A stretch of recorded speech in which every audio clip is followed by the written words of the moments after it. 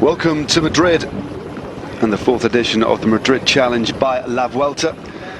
It is the 22nd round of the Women's World Tour in 2018, and this is actually stage 2 today, a city centre race, a circuit race, almost a kermesse in fact. Yesterday we had a team time trial over 14 kilometres, and the winners were Team Sunweb, the current world time trial champions, and there we go, that's the current classification as we stand. Leah Kirkman is in first position for Team Sunweb. She was the first rider to cross the line. Teammates Colin Rivera, Ellen van Dijk just behind her, and then the second team on the day were Wiggle High Five. So their 4 best riders are the next placed on the general classification, and this is no ordinary circuit race at all. Of course, there is going to be a general classification at the end of this, but lots of time bonuses up for grabs as well. So it should be not an overly technical circuit, but it's certainly a very, very fast one. But every other lap until lap 14, there are to be intermediate sprints for the points classification, but also for the general classification as well. Beautiful day here in the capital of Spain. Around 26 degrees, hardly a breath of wind, but a fast circuit and a great lineup of riders we have. We have the winner of the last 2 events, Julian Duhor of Belgium, running for the Australian team, Mitchelton Scott. So we are set fair for what should be quite an intriguing event. Said the penultimate round of the Women's World Tour. Not all of the World Tour teams are here today, but nonetheless, we have some very, very fast finishes indeed. And alongside me for the ride today, double Olympic champion Jo Rousel-Shand. Jo, we've looked at, our comms booth is scattered in papers. We've had a lot of notes to make, haven't we? Because it's quite complex. A lot at stake here. Had the team time trial yesterday, 14 kilometres, fast and furious opportunity for the teams to set up ahead of the World Championships next week. But today, a very different proposition. 100.3 kilometres, 17 laps of just under 6k. But with all those time bonuses on offer, it's going to be a very, very tactical affair, isn't it? It is. So a pan-flat race. Having had the team time trial yesterday, the Team Sunweb riders have got 18-second gap over all the riders from Wiggle High Five. We've got 5-second tyre bonuses available on the line. There's 14 sprints and then also 15 seconds available on the line at the finish. So yeah, about 50 seconds available in total if you were to win all of them. Yep. So a lot can change. So Sunweb could be riding quite defensively, or they could be happy for a break to go away and soak up all those time bonuses with riders that aren't threats.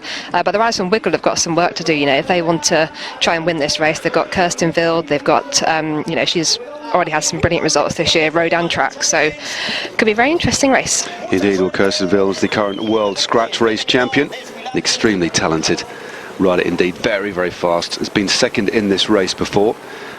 And as we mentioned before, 17 laps of this circuit, 5.9 k's in length, to give a total of 100.3 kilometres. 19 teams are riding this race, and as I said, all took part in the team time trial yesterday, won by Team Sunweb. Their time, 17 minutes and 40 seconds, and the time of the last team, B-Pink, 20 minutes and 39 seconds. And that was a very different affair in relation to the profile of the course. This is completely pan-flat today in the centre of Madrid, but the team time trial, though short, was held on an out-and-back twisting technical circuit with several nasty little climbs in it. Very difficult to keep teams together, and many of the top teams actually lost riders very, very early on. But neutralised start, as you'd expect. But beautiful conditions here, an ideal course, and it looks like a slightly different course than we've seen in the past. It essentially is, well, it's just like a hot dog course. We only have 2 corners to speak of, don't we? Yeah, exactly. Up and down, fairly straightforward. So, yeah, not many options for getting out of sight and out of mind, which definitely will affect the racing. Obviously, when you attack and go away, if you can get around a corner and get out of everyone's sight, that does sort of change the way the peloton can chase you. But this is going to make it very easy for a peloton to just control a distance, to control a time gap to a breakaway, which isn't great for the riders that want to go on the breakaway, but for Sunweb it could be very good, really. They've got such a strong team. They've got a very strong group of riders. They're obviously looking towards the World Team Time Trial Championships, which are next Sunday. So this event is sort of perfectly timed to have big team time trial yesterday, big last hit out for the team, and a race today, opportunity to try some different tactics. But definitely for them, they've got Leah Kirkman, they've got Corinne Rivera. They're going to be looking to win this race, definitely. Yeah, they certainly have some talent on board. I think Corinne Rivera was second in this race last year, the American, and the Corinne Rivera won the women's tour in Great Britain earlier in the year as well.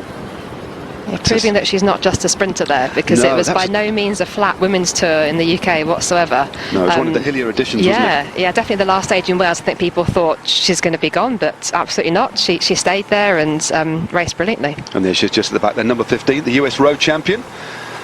I must admit, I am a big fan of the Stars and Stripes.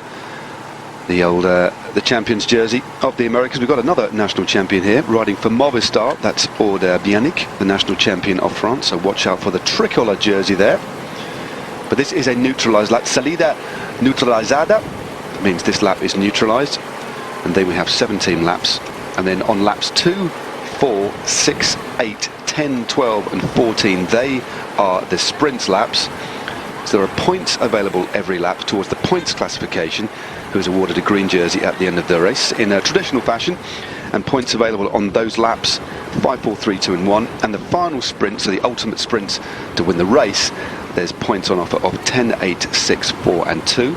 And then from a time bonus perspective, on the laps just mentioned, there are time bonuses of 5, 2 and 1 seconds for the first 3 riders to cross the line, and then the final sprint, there's 15, 10 and 5. So as Joe illustrated earlier on, 50 seconds maximum should one rider have an exceptional day and win everything. That is very, very doubtful. This is the top end of the circuit. This is the first dog leg. Well, they'll shave off a lot of speed, come back down. But as mentioned, this is Julien Dor just at the back there. No, it's not actually. That's one of the riders from Lotto Soudal, the Belgian champion, in fact, so apologies there. But this is the top part of the circuit. Not much wind at all, as you can see from the trees. But an intriguing prospect here. I'd imagine some of the teams... I mean, when you look at the opportunities for teams to win this overall, and the teams wanting to win it overall, and others just wanting to go for the stage win, tactically, this is such a difficult one to play out, isn't it? Especially when you've only got 6 riders per team. We've got some standout sprinters here, but normally standout sprinters are protected for the entirety of the race, and they're let loose at the end. But here, if you want to win it overall, you're going to have to get in the mix. Exactly. It's almost reminds me of a points race, exactly. So there's the individual stage win today, so you could potentially sit in, do nothing all day, wait for a sprint, or wait for it to attack. You know, of course, it doesn't have to be a sprint finish today, and win the stage, which probably wouldn't win you the overall stage race, but would win you the stage today. But that's prestigious in itself.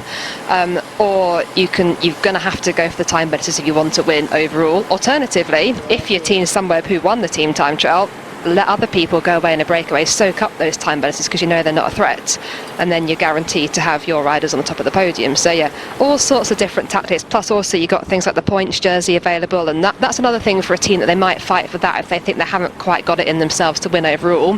That's still a nice jersey to have. It's opportunity to go on the podium, get your sponsor's name out there. So a few different things to look at during this race today. Yeah, it's certainly going to promote some very, very aggressive racing, and there's sort of different teams will have certainly different objectives, different rider types as well.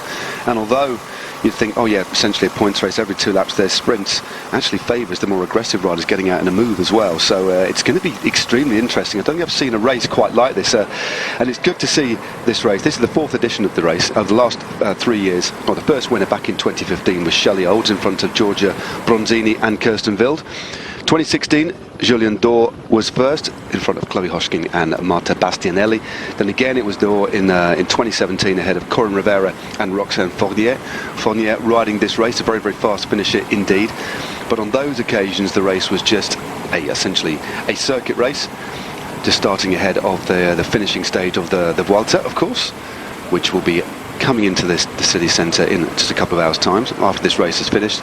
But no, this is a slightly different circuit, far less technical, but I think teams are going to have to really think about the tactics here, and I'm remarkably intrigued at how this is going to play out. I don't think I've seen anything quite like it, but from an innovation point of view, you know, we'll see how it goes, but I quite like the idea, to be honest with you. Yeah, so do I. And they've had an extra day of racing with the team time trial yesterday, which makes it more worthwhile for the teams to come all the way this way to travel with all the riders to have an extra race there. In terms of the time before the World, it's quite useful.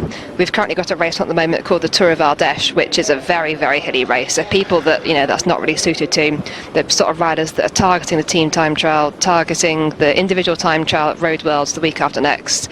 This is perfect timing really, and a perfect opportunity to race and also get the good coverage as well on TV.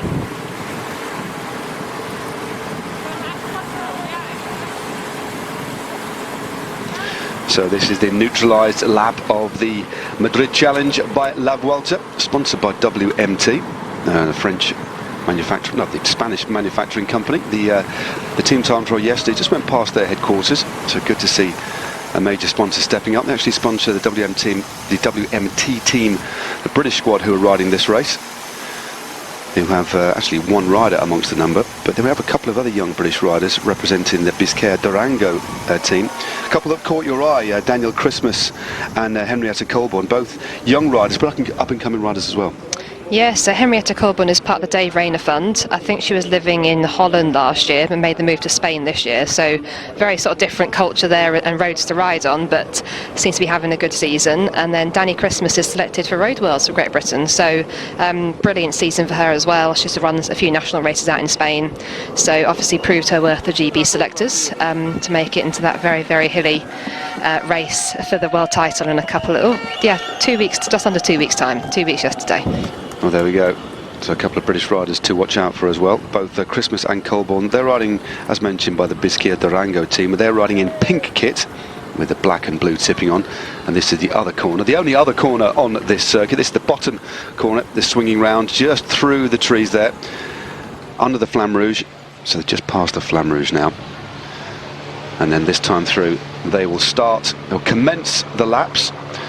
Now we'll have to find out how many laps to go after this, whether this is included in the total or whether there's going to be an additional lap, but that will soon play out. But as you can see, the lead car now picking things up just a little bit, and when they cross the line, the flag will be dropped, and we are expecting a very, very fast start. We've essentially got 7 races for the price of 1, 7 sprints that are very, very important. I'm just wondering if we'll see, as I said, a couple of teams backing off initially, going later on, putting riders in the move, or the big teams, as you said, Joe, earlier on, happy to just sit back and let a breakaway form that takes away the time bonuses, takes away the points, so they can then focus on the GC. But I'll be imagining, though, there'll be a couple of teams that want to stick riders up the road as well. So one for aggressive, obviously one for sprinters today, but definitely ones for riders who are feeling good and are aggressive. And there we go, the flag's coming through. 50 metres to go before they cross the line, and the Madrid Challenge is underway. There we go. Second stage, team time trial yesterday, all to play for today.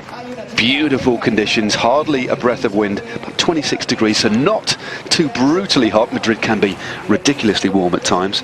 Although saying that, Joe, just see the flags fluttering there.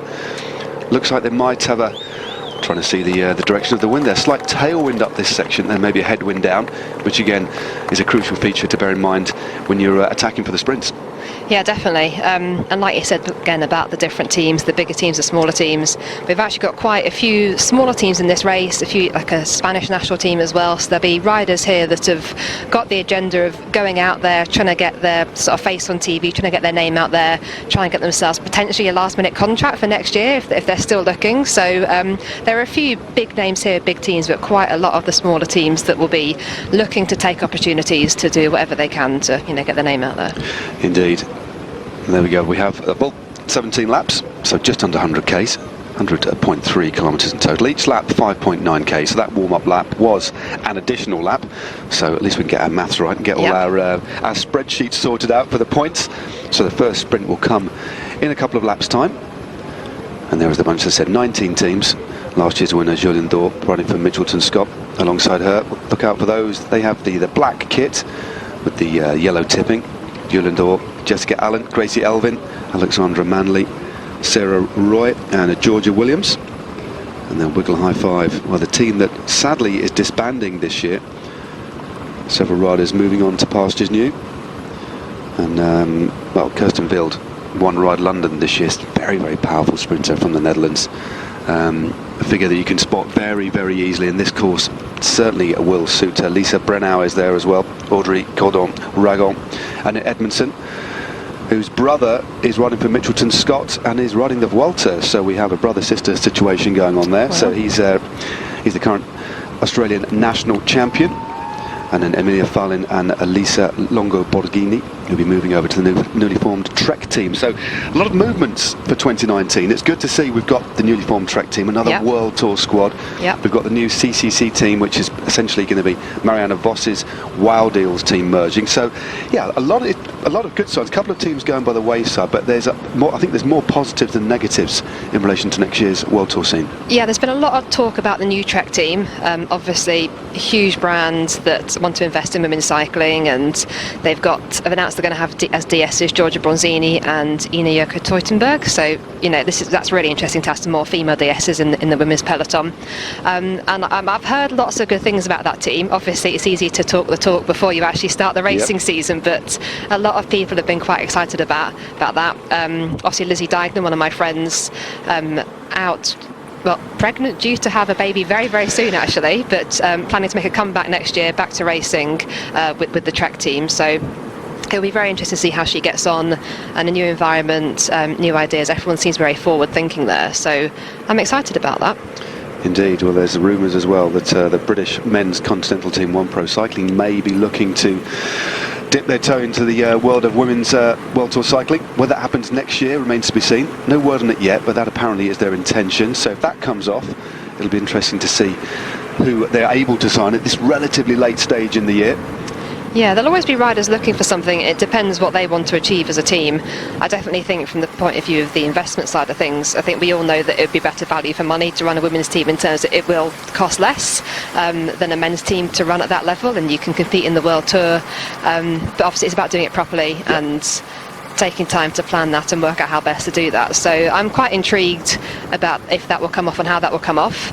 But it is nice to hear people talking about women's cycling, and we've been saying for years that as a sponsor, if you did want to invest in cycling, it's probably better value for money to invest in the women's side of the sport, because you do sort of get more for your money. So hopefully that will come off, and it is good to see progress always. No, definitely. I think pro rata, would be great over the next few years to see an increase in investment, but as we stand at the moment, it clearly, for a men's team, a continental team, you could argue that they get far better exposure at Women's World Tour level now. So it is quite an interesting turnaround. It's the first team that I'm aware of that's done that.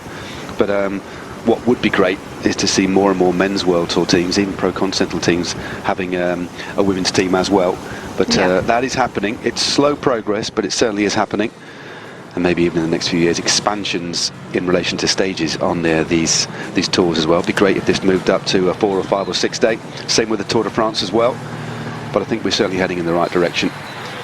Yeah, La Course this year was absolutely spectacular race. The finish of that race was one of the best I've ever seen for any bike race, men or women. It was an utter thriller, wasn't anyone who's not seen that, try and watch a clip of that finish, because it was brilliant. And it's a great showcase, and it's... I would love to have seen that be more days of racing. Obviously, we had 2 days last year, but that didn't work quite as well at La Course. It was an unusual concept last year. That was a bit unusual. It was a little bit strange, wasn't it? Yeah. But it's nice to try something new, but I think this year it just was a spectacular bike race, and that's that's what bike racing is about. It's about entertainment, and I love watching that. I was supposed to be commentating on it, and watching my lead commentator stood on his chair at the end in the last kilometre. It was absolutely brilliant. I was just sat there in awe. Yeah, like, wow. Robbie Hatch did get a little bit excited on that occasion. Yeah, and it was good. It was worth it. So I like to see more good bike racing on TV, whether it's men's or women's, and I do think the women's side of the sport has a lot to offer in that sense. So. Obviously these big grand tours are the easiest way to get that sort of exposure, so I'd like to see more of that, definitely. Indeed, I think we all would, but the pace is hotting up now. Look at the speeds here, 60 k's an hour. Now, although this course is primarily flat, there is ever such a subtle drag downwards. Now, a couple of years back and last year they did a little dog leg off the circuit, so it wasn't quite as simple. Swung onto this section. Look at the speeds here, approaching 60 k's an hour into the final turn, and then they'll spot the Flamme Rouge. Then the most gentlest of rises up, but just looking at the speeds here, I'm wondering if the wind is assisting them on the way down. But this will be the completion of the first lap. There's the Flamme Rouge. So long finishing straight, just a very subtle curve to the right-hand side, and then the actual finish line will open up. But a couple of teams just manoeuvring now. And a lovely wide course here, so not overly technical at all. But it's an opportunity for riders to keep moving up, and that can make for quite a stressful peloton. It's stressful enough when you're lined out, but when it's constantly moving and rotating, it can be pretty difficult. But we've seen our first little tentative attack here, Joe. Yeah, rider from Silence Pro Cycling there, trying to make a move. with that sort of corner, you do get that sort of effect in the peloton. If you're at the back, it is pretty hard. So if you're well positioned, you can use that to try and go away. But we can't quite see on this shot who it is going for it as we look at the bunch now. Indeed. Well, there's the shot of Bianic, the French road champion. It is one of the riders from Silence, and WNT just going clear. Lotto marking things out as well. And the girl in the pink is from B Pink, just on the front. The Italian squad. They've got 4 riders here.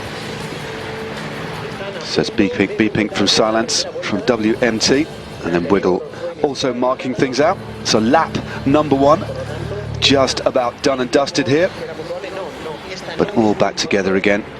And the might of Sunweb just on the right hand side, all moving up as well, imposing themselves on the front of the bunch. They want to control things as best they can without using too much resource. So lap number 1 is done. We're going to take our first commercial break. 16 laps to go.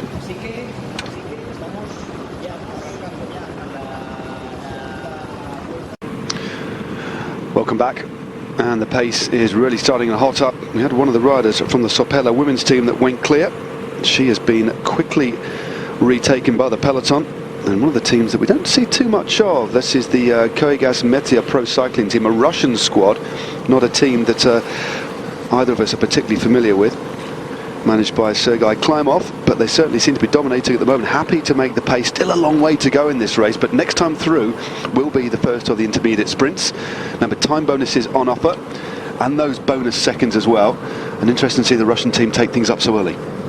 Yeah, so they are 1 minute 10 seconds down on the riders from Sunweb after the team time trial yesterday. They finished in 18:50 compared to 17:40 for Sunweb. So even if they won, or one of their riders won all the time bonuses, it still wouldn't be enough to win the overall. But like you say, it can move them right up. It can also go for the points as well, the points jersey. So again, that would be a good thing for them to come away with the jersey from this race. So looks like they're making their intentions clear at the moment to have a lead out for this sprint, for the first of these intermediate sprints on end of lap 2. Indeed, we can just see the pace really starting to lift up now. Still 91 kilometres to go. 2 laps completed when they hit the finish line this time, as you can see by that nice logo on the left hand side, which makes it easy for me and Joe to remember exactly where we are. Means it is a sprint lap, and it is still Koigas Metia Pro Cycling Team from Russia, really setting a fast pace here, impressive speeds. This definitely is the faster part of the course before they round that curve at the bottom, or the dog leg, the hot dog corner as we call them. But very, very high speeds here early on in the race. And when we look at the amount of effort that's going to happen in this race, 7 intermediate sprints, then the sprint at the end, so essentially 8 finishes. Yeah. You really do need to measure effort, don't you? You do, and the peloton is completely strung out at the moment. We can't quite see it right now through the trees, but this team have strung it all out. So, 90k to go, and they're all strung out for a full-on sprint here. So, yeah, they are racing this very aggressively from sprint 1, 2 laps in. They certainly are. Well, there's the beautiful streets of Madrid, of course, the capital of Spain. Wonderful location for the finish here. Now the circuit takes in the Paseo de la Castellana, the Plaza de Colón, then through the Gran Via, and finally the Plaza de Cibeles.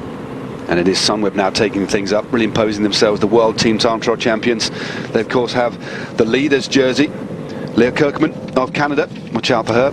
She is in the blue kit, just sat in about 5th or 6th wheel at the moment, but they have a mightily strong team here. Lucinda Brand, the aforementioned Kirkman in the blue jersey, Lani Lippert, Pernille Matheson, Corin Rivera and Ellen Van Dijk. Such a versatile squad, and with 1k to go, a couple of riders just got that corner a little bit wrong there, Joe, but Sunweb now really imposing themselves on this. Yeah, the good thing about having all these intermediate sprints, you've got a lot of time to practice that last corner in your lead out there. So yeah, by the last lap hopefully no one will be getting it wrong. Yeah, but just over a k to go. Yeah, that corner is pretty crucial. Not completely the worst thing if you get a little bit wrong, but here we've got Sunweb back in control. Looks like Ellen Van Dijk on the front of the peloton there, doing a very strong lead out. She's well known for being one of the best in the world at this. She's ever so strong, former time trial world champion as well individually. So yeah, very strong rider.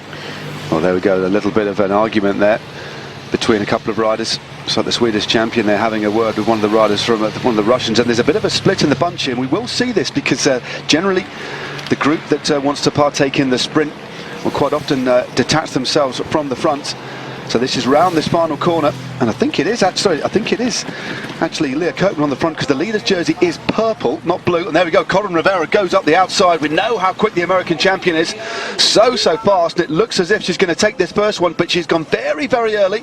She needs to measure that effort. Oh, no doubt about the winner there. First across the line is Corin Rivera. She takes the 5-second time bonus and also maximum points as well.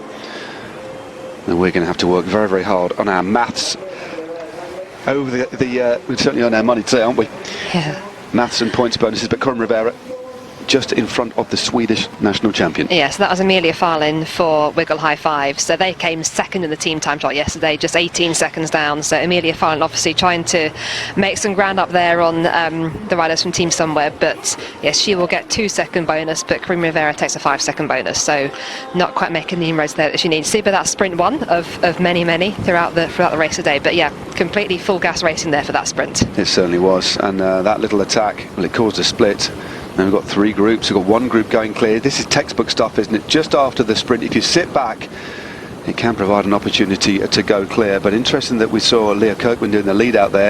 I think that suggests to us that they have a particular plan. Leah Kirkman, a very solid rider, but not necessarily the quickest in terms of the sprints. That's why I think they were using her for the lead out. Yep. But it's caused the group to go clear now. Yes, we've got Lucinda Brown there, like you say, from Sunweb. I think it's Alexandra Manley as well from Mickleton Scott. Who else? We've got Ale Cipollini rider there. So nice little group, seem to be working well together. And obviously 2 of the big teams here represented. That means that Sunweb and Mickleton Scott won't be chasing. So that's quite key for them. Indeed. Well, it's Karen Spinkels of the Netherlands riding for Ale Cipollini, the Italian squad, in that rather fluid kit. There we go. Novoldojska was in 3rd position there. So there we go. So she was in 21st place overall after the team time trial yesterday. Her team were 5th in that event. Well, there we go. First blood has been drawn. Rivera from Farlin from Novoldojska, riding for the Koigas Meteor Pro Cycling team. So she did put in a pretty good sprint there. And I think that's why we saw their team on the front. So there we go. That's the bonification. The first bonification's done and dusted. 5, 2 and 1. And those riders also scoring intermediate points as well. First 5 score the points. 5, 4, 3, 2 and 1. But this is the situation on the road. Manley, Brand, Trebisi and Balsamo have now gone clear. Looks like they've opened up a nice little move there. And as you said, 2 of the big teams represented, Joe. Yeah, exactly, which is key. Balsamo, very strong rider there, Italian rider. She's a former junior road race world champion from 2016, back when it was in Qatar. So it's interesting to see her in this break. She'll be hoping that they stay away and then she can pick up some of the sprints as well. She could perhaps be looking at the points jersey for herself. Oh, well, there's a crash here. Had a crash. Well, this isn't very good at all. A big crash here. And these are riders in the breakaway. They were. I think they must have touched wheels. Yeah. It is indeed. It is Alexandra Manley. The touch with that sometimes happens. Just a little bit of concentration. Let's have a little look at this. Oh, she just caught the wheel. Just touched the wheel of the rider in front. Well, not very good at all. Well, Manley coming down, and that's one of the things. Once you get the overlap, Joe, it's an easy mistake to make. A little bit of a lapse in concentration. Once you touch the wheel in front, you know there's a moment, that feeling in the pit of your stomach, and then you're down, obviously taking down the rider behind. Yeah, just like you said, tiny lapse in concentration, and it's difficult when you're away in a breakaway. You often feel a lot safer because there's just 4 of you in that whole wide road, 3 lanes there they've got to play with. But yeah, tiny lapse in concentration, touch of wheels, and that's it, you're coming down. But we've got the peloton fully strung at her at the moment, chasing very hard. Well, there you go. That's the current situation on the general classification, the virtual general classification. Things now change around. Corin Rivera taking those points, moves 5 seconds clear of her teammate and former race leader. And meanwhile, out in front, we still have Lucinda Brand, and that was the wheel that was touched. Just that little overlap, leaving 2 riders out in front. Be interesting to see what kind of gap they've got. Balsamo and Brand, an Italian and a rider from the Netherlands. Balsamo looks very smooth, isn't she? Lovely style on a bike, hardly rocking those shoulders, looks pretty composed, as you'd expect from a former champion. Yes. Well, these two working hard together here, having a little bit of communication, but yeah, cracking on. The bunch quickly caught the 2 that fell, so there was no option to wait for them. But yeah, these 2 seem to be working very hard. Sunweb will have a plan for this race. Like we said, they've got a very strong team. They made their intentions very clear after that first sprint. Did a very strong lead out there for Corin Rivera, but fair play to Lucinda Brand for being there, ready to get into this breakaway.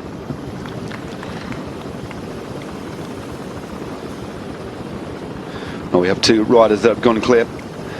Elisa Balsamo, former junior world road race champion, riding for Valcar PBM of Italy, and with her for company, the powerful Dutch woman Lucinda Brand of Team Sunweb. And the first hotspot sprint has been done. That was lap 2, and that was won by Corinne Rivera ahead of Emilia Farin, just in front of Maria Novodolskaya of Russia. So they are the three riders that have benefited from some extra time bonuses, 5, 2 and 1. So at the moment, the virtual race leader is back in the bunch. That's the American champion Corinne Rivera, already a winner this year at Women's World Tour level. She took out the Women's Tour, multiple winner the year before, had an amazing season the year before, took out the Tour of Flanders. Yeah. She took out, you'll have to remind me, she won about 4 World Tour races. Alfredo Binder was a big one, because that's a very hilly race in Italy, so that was quite surprising. I think a lot of people labelled her as a sprinter, and she's a fantastic sprinter, but she's showed that she's far more than that. She can climb with the best. Ride London, she won as well, didn't she, in the rain? Yeah, had a brilliant season 2017, and winning the Women's Tour this year in the UK was also a brilliant win for 2018, but we'll see if she can get anything more out of today. Definitely looking in a good position so far.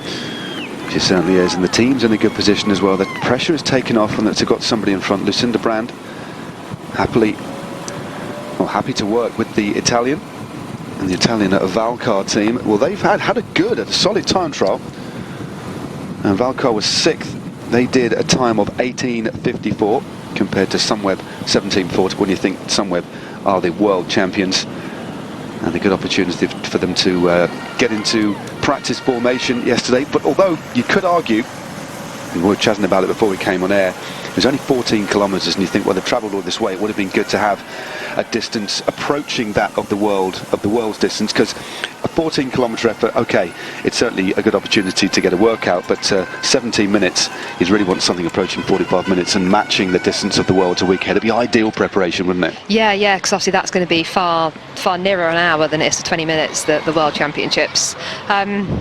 But yeah, I also think it's still a good hit out. Perhaps you don't want to go quite the full distance just a week out. So, it is what it is, and it was quite a technical looking course as well. So, perhaps it was good for what it was. It still means bringing all the equipment out here.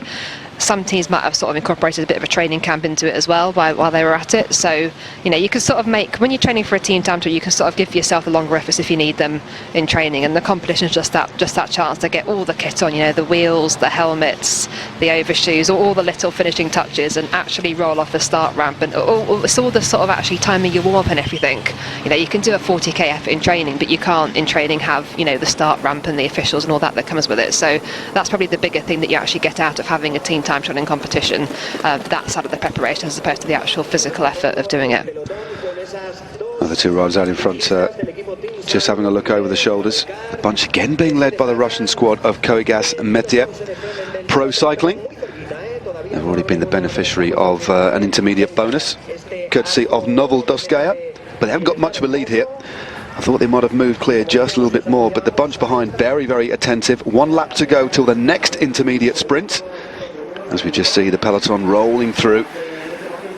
Very, very hard out in front. The two riders would have certainly preferred that there wasn't that crash, but it looks as if their short tenure out in front, Joe, is going to come to an end. There we go, 14 laps still to go in this race to the finish. The flags now completely idle, hardly a breath of wind at all, but ideal racing conditions here, and we are all back together, and it's the Russian team that have really imposed themselves on the early stages of this race.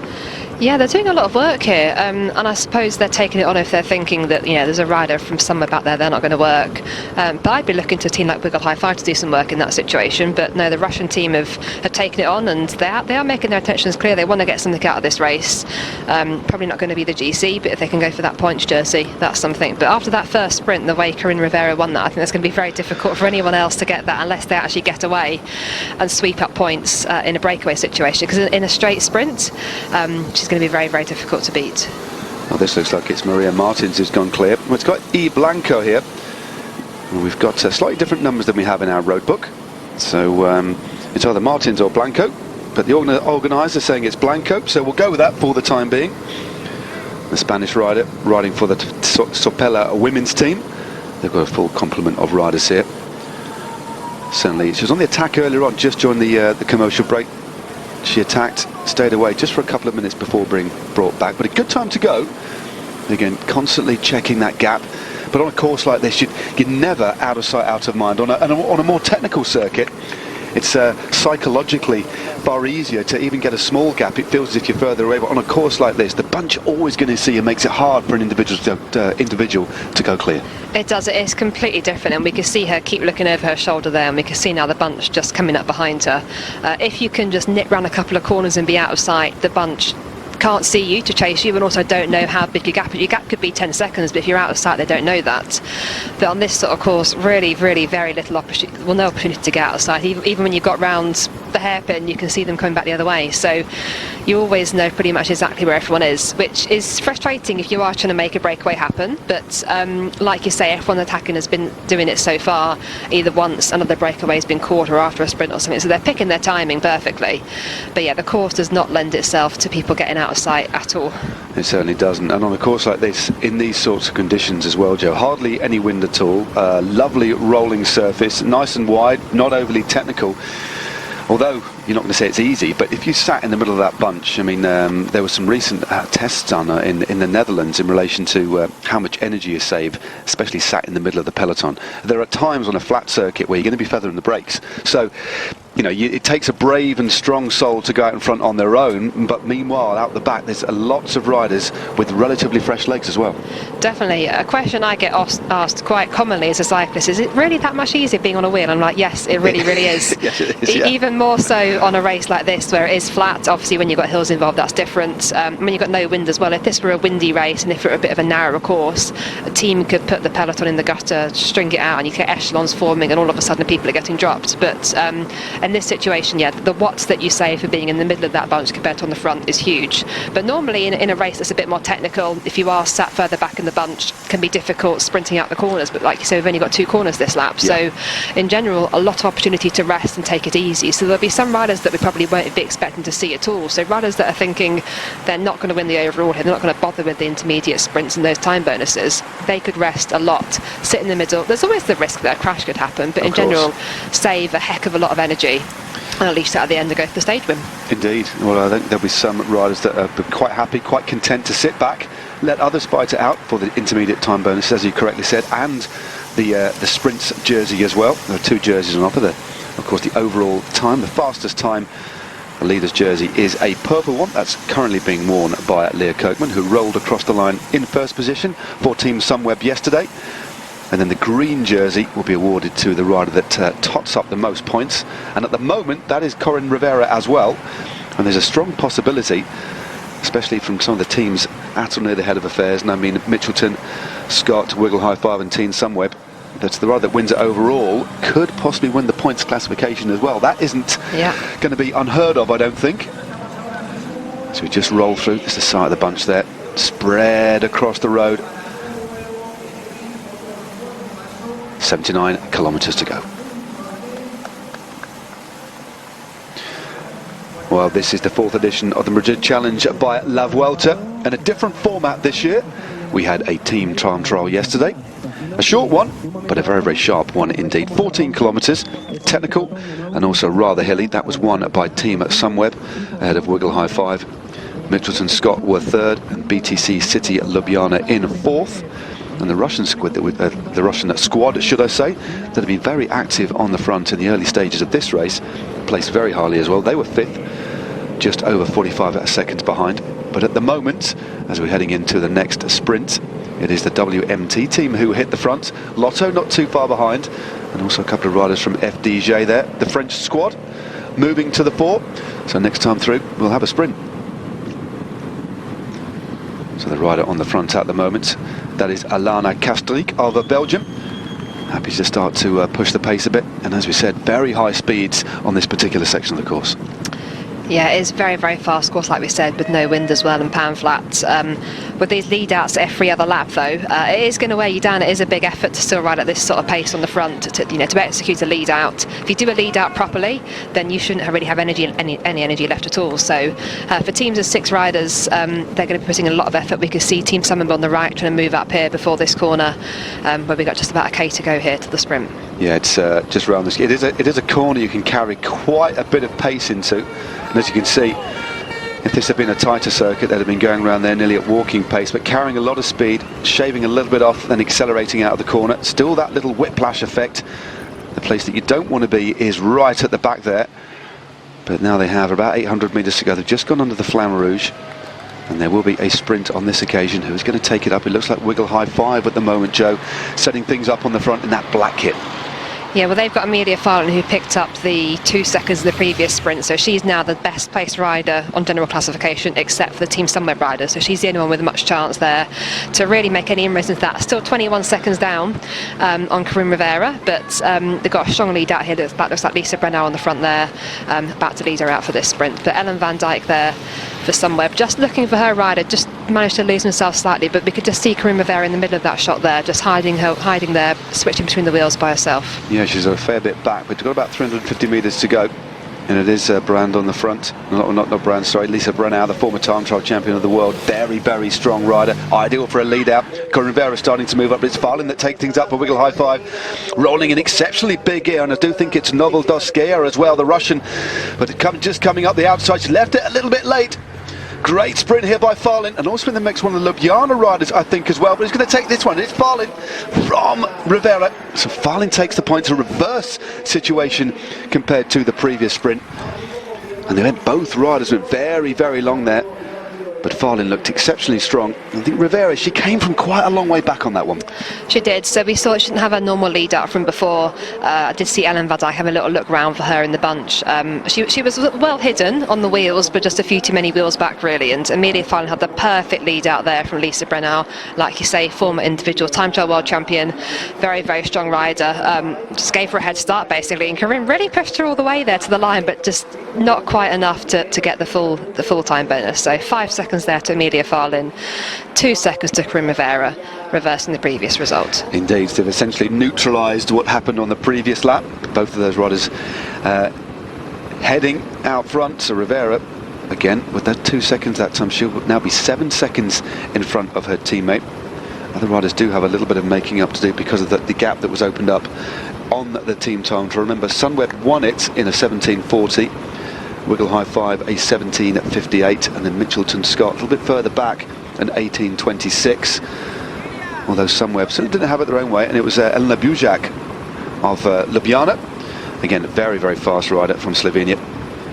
She emerged from the fray, came in very, very late indeed, but she takes the final 1 second time bonus, so solid performance from her. And she is a rider that could be up there at the end as well. Very, very fast finisher indeed. So I expect over the next few laps to see a few more characters coming into the mix, trying their hand. So sprint number 2 is done. Keep it here on your home of cycling.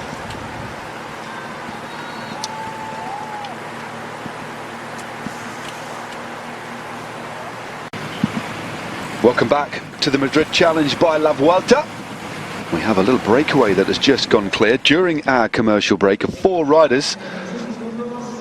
And then next time through, they'll take the bell again for the next sprint, but the previous sprint won by Amelia Farland, the Swedish road race champion, riding for Wiggle High 5. Second was Corinne Rivera, and Elena Bujak was in 3rd position for BTC City Ljubljana.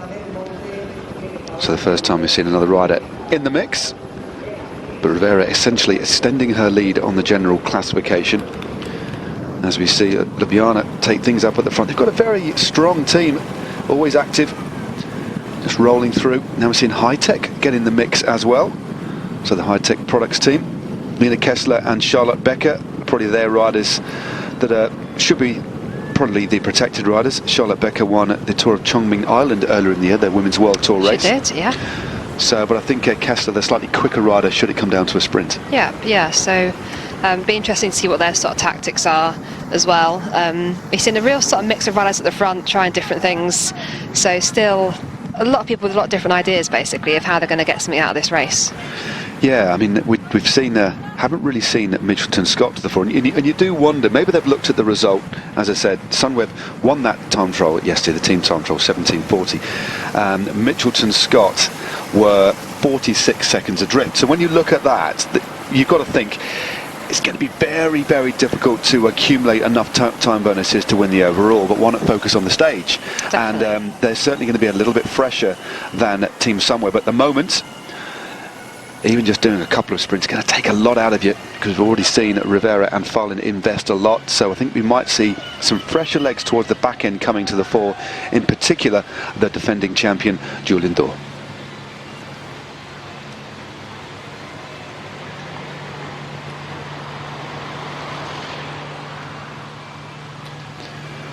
So the Belgian champion of Lotto Soudal, Annelies Dom, lead through. Again, another one of my my favourite national champs jerseys. A proper tricolour there, Joe. Yep. And also the team kits as well. The national champion bands, just looking at a bike as well. Resplendent in the colours as well. We do see quite a lot of custom kit, and I do like to see a nice effort invested in matching bikes and kit, I must admit. Oh, definitely, yeah. And if you're national champion, you may as well brag about it a little bit to get the matching socks and everything while you're at it, and glasses and helmets. So, yeah, it's nice to see people go for it a little bit. But yeah, nice patterns on the forks there, that bike as well, with the colours from the flag.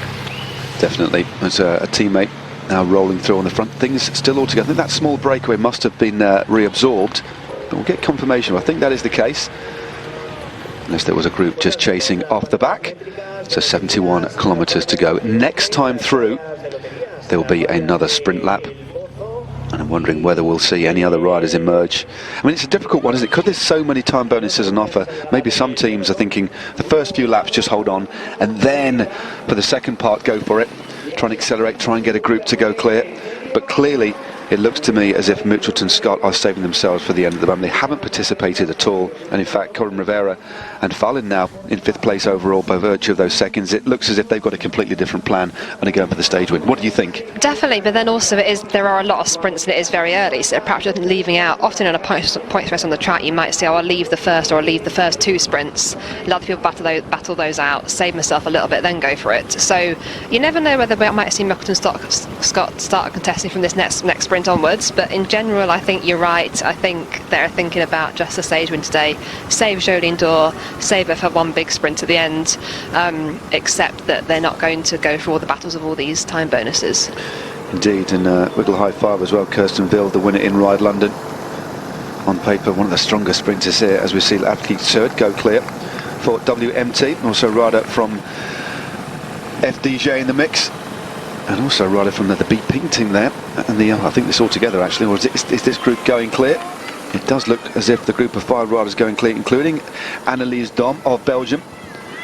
Easily recognisable in that Belgian tricolour as national champion. This group is going clear. Solid little move here. How much of a gap have they got on the bunch? But remember, next time through, we have that intermediate sprint. And will we see Team Sunweb look at this and think, well, you know what, they can take... And that's the thing, isn't it, Joe? A group like this with no real main protagonist in terms of the overall classification, Sunweb might look at it, have whoever the DS in the back of the car and say, hey, we could just let this one go clear, give Corin a little bit of a rest because nobody's threatening her lead, and then just leave it out front. I mean, it's that could work as well. Exactly. If you want to win the stage, it is a lot of intermediate sprints if you're going to go for all of them, which Sunweb have done so far. So if a group like this can get away, 5 riders that aren't a threat to the general classification, it doesn't matter if they pick up those bonus seconds. Sunweb will be able to sit back in the bunch and say, okay, yeah, that's fine, you collect all those sprints, and then when we do come back together, we can battle it out again. But that does give Corin Rivera and all her teammates and all the lead-out riders a sprint off, basically. But it does seem to be the Russian team currently on the front, stringing the peloton out and keeping this break under check. Yeah, the Russian team of Koigas Metlia Pro Cycling, one of the most active teams so far in this race, and they've reaped the benefits. I think Novodolskaya, well, she was 3rd in the first sprint, just missed out on scoring points in the second sprint, was in 4th position, in fact, just behind Bujak. But it is the Russian squad taking things up at the front. So Team Sunweb, who have the virtual race leader in the form of Corin Rivera, they'll be pretty happy with the situation. As Joe just said, gives them an opportunity to rest, because the repeated efforts here will certainly start to take their toll. And there's the group going clear. They have a nice little lead now. Be good to get a time check. They're just at the most northerly point of the course, up near Telana in the city. And here we go. This is the breakaway. Slick, Dom, Gonzalez, Trias and Soet now going clear. And they look as if they're working pretty well together now, Joe. Yeah, they are working pretty well together.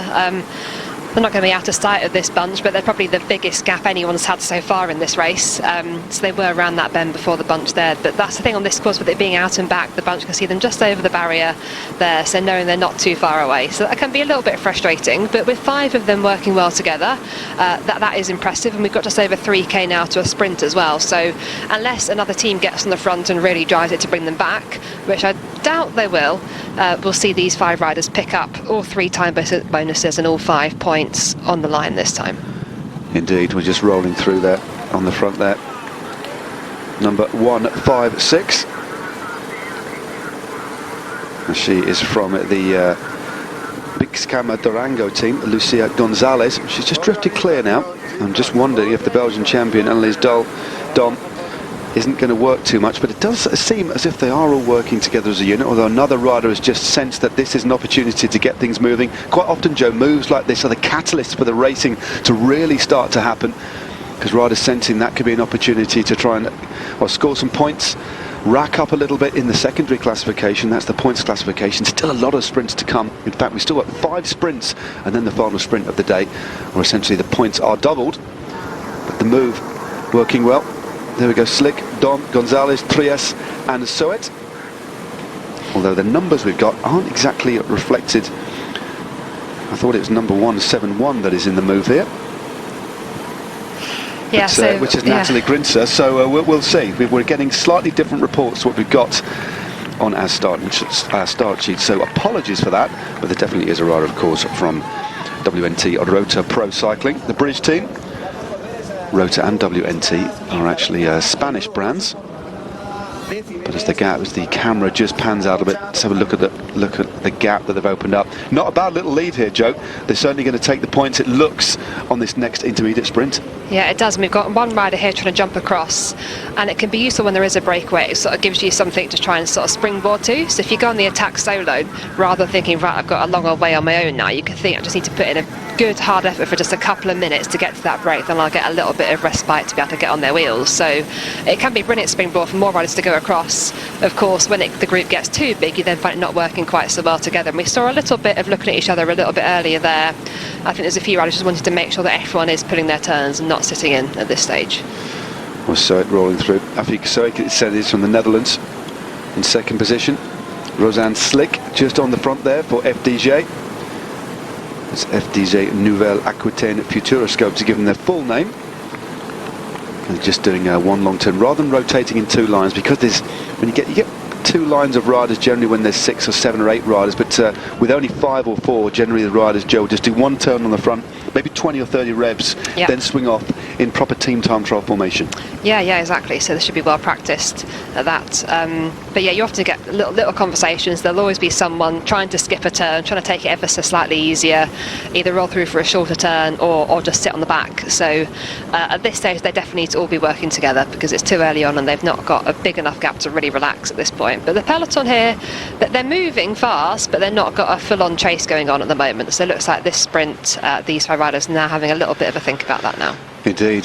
66 kilometres still to go, and there's the bunch just rounding that corner.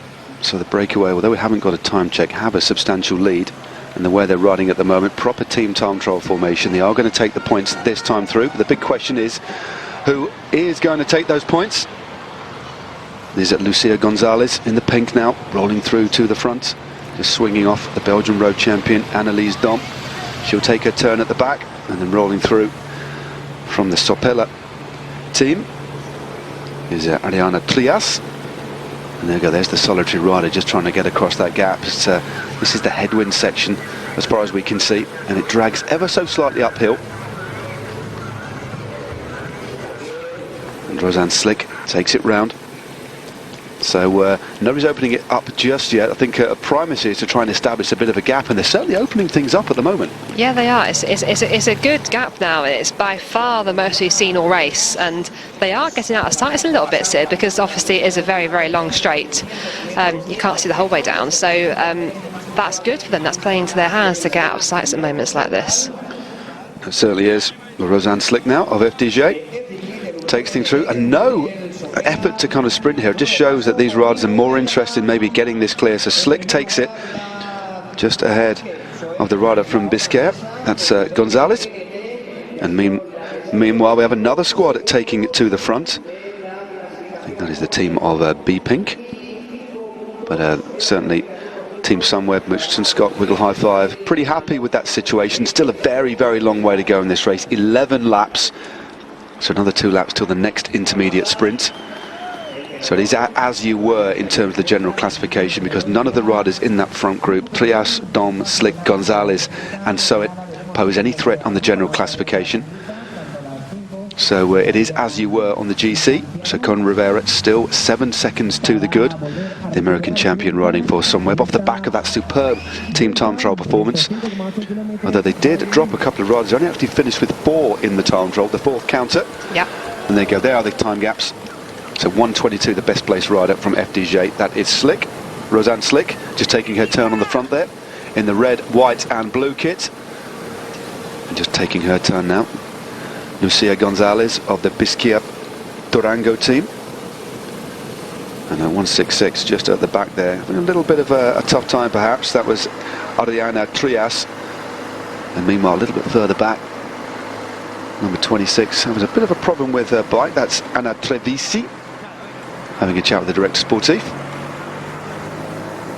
I wasn't too sure what the problem was here, but the chase is on here because the bunch, as opposed to early on, all one line, and that suggests to me that really starting to push on, maybe getting a bit worried about this break. It does. When you see the peloton all strung out like that, the pace is hard on the front, even if you can't quite tell by looking at it.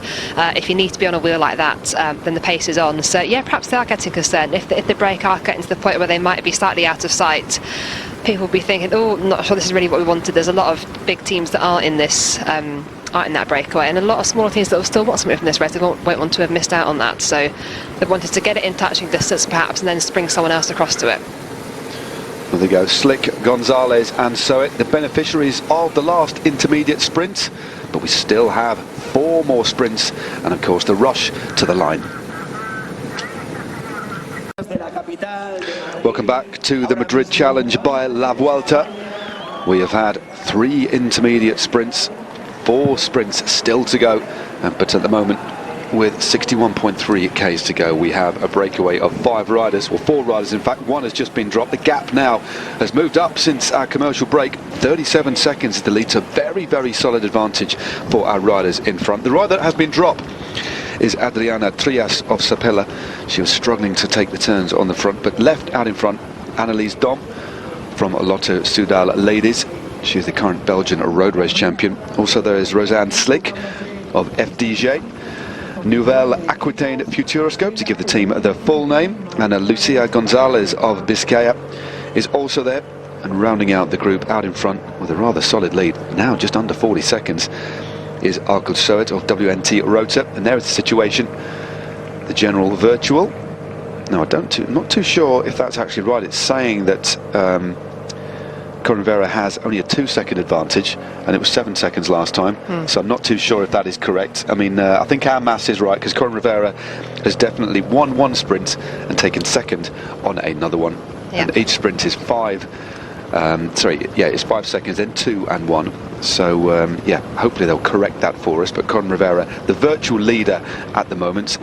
And at the start of the day, of course, it was Leah Kirkman in the purple jersey of race leader, because she was first across the line, and Sunweb convincingly, in fact, won the team time trial by 18 seconds from Wiggle High Five.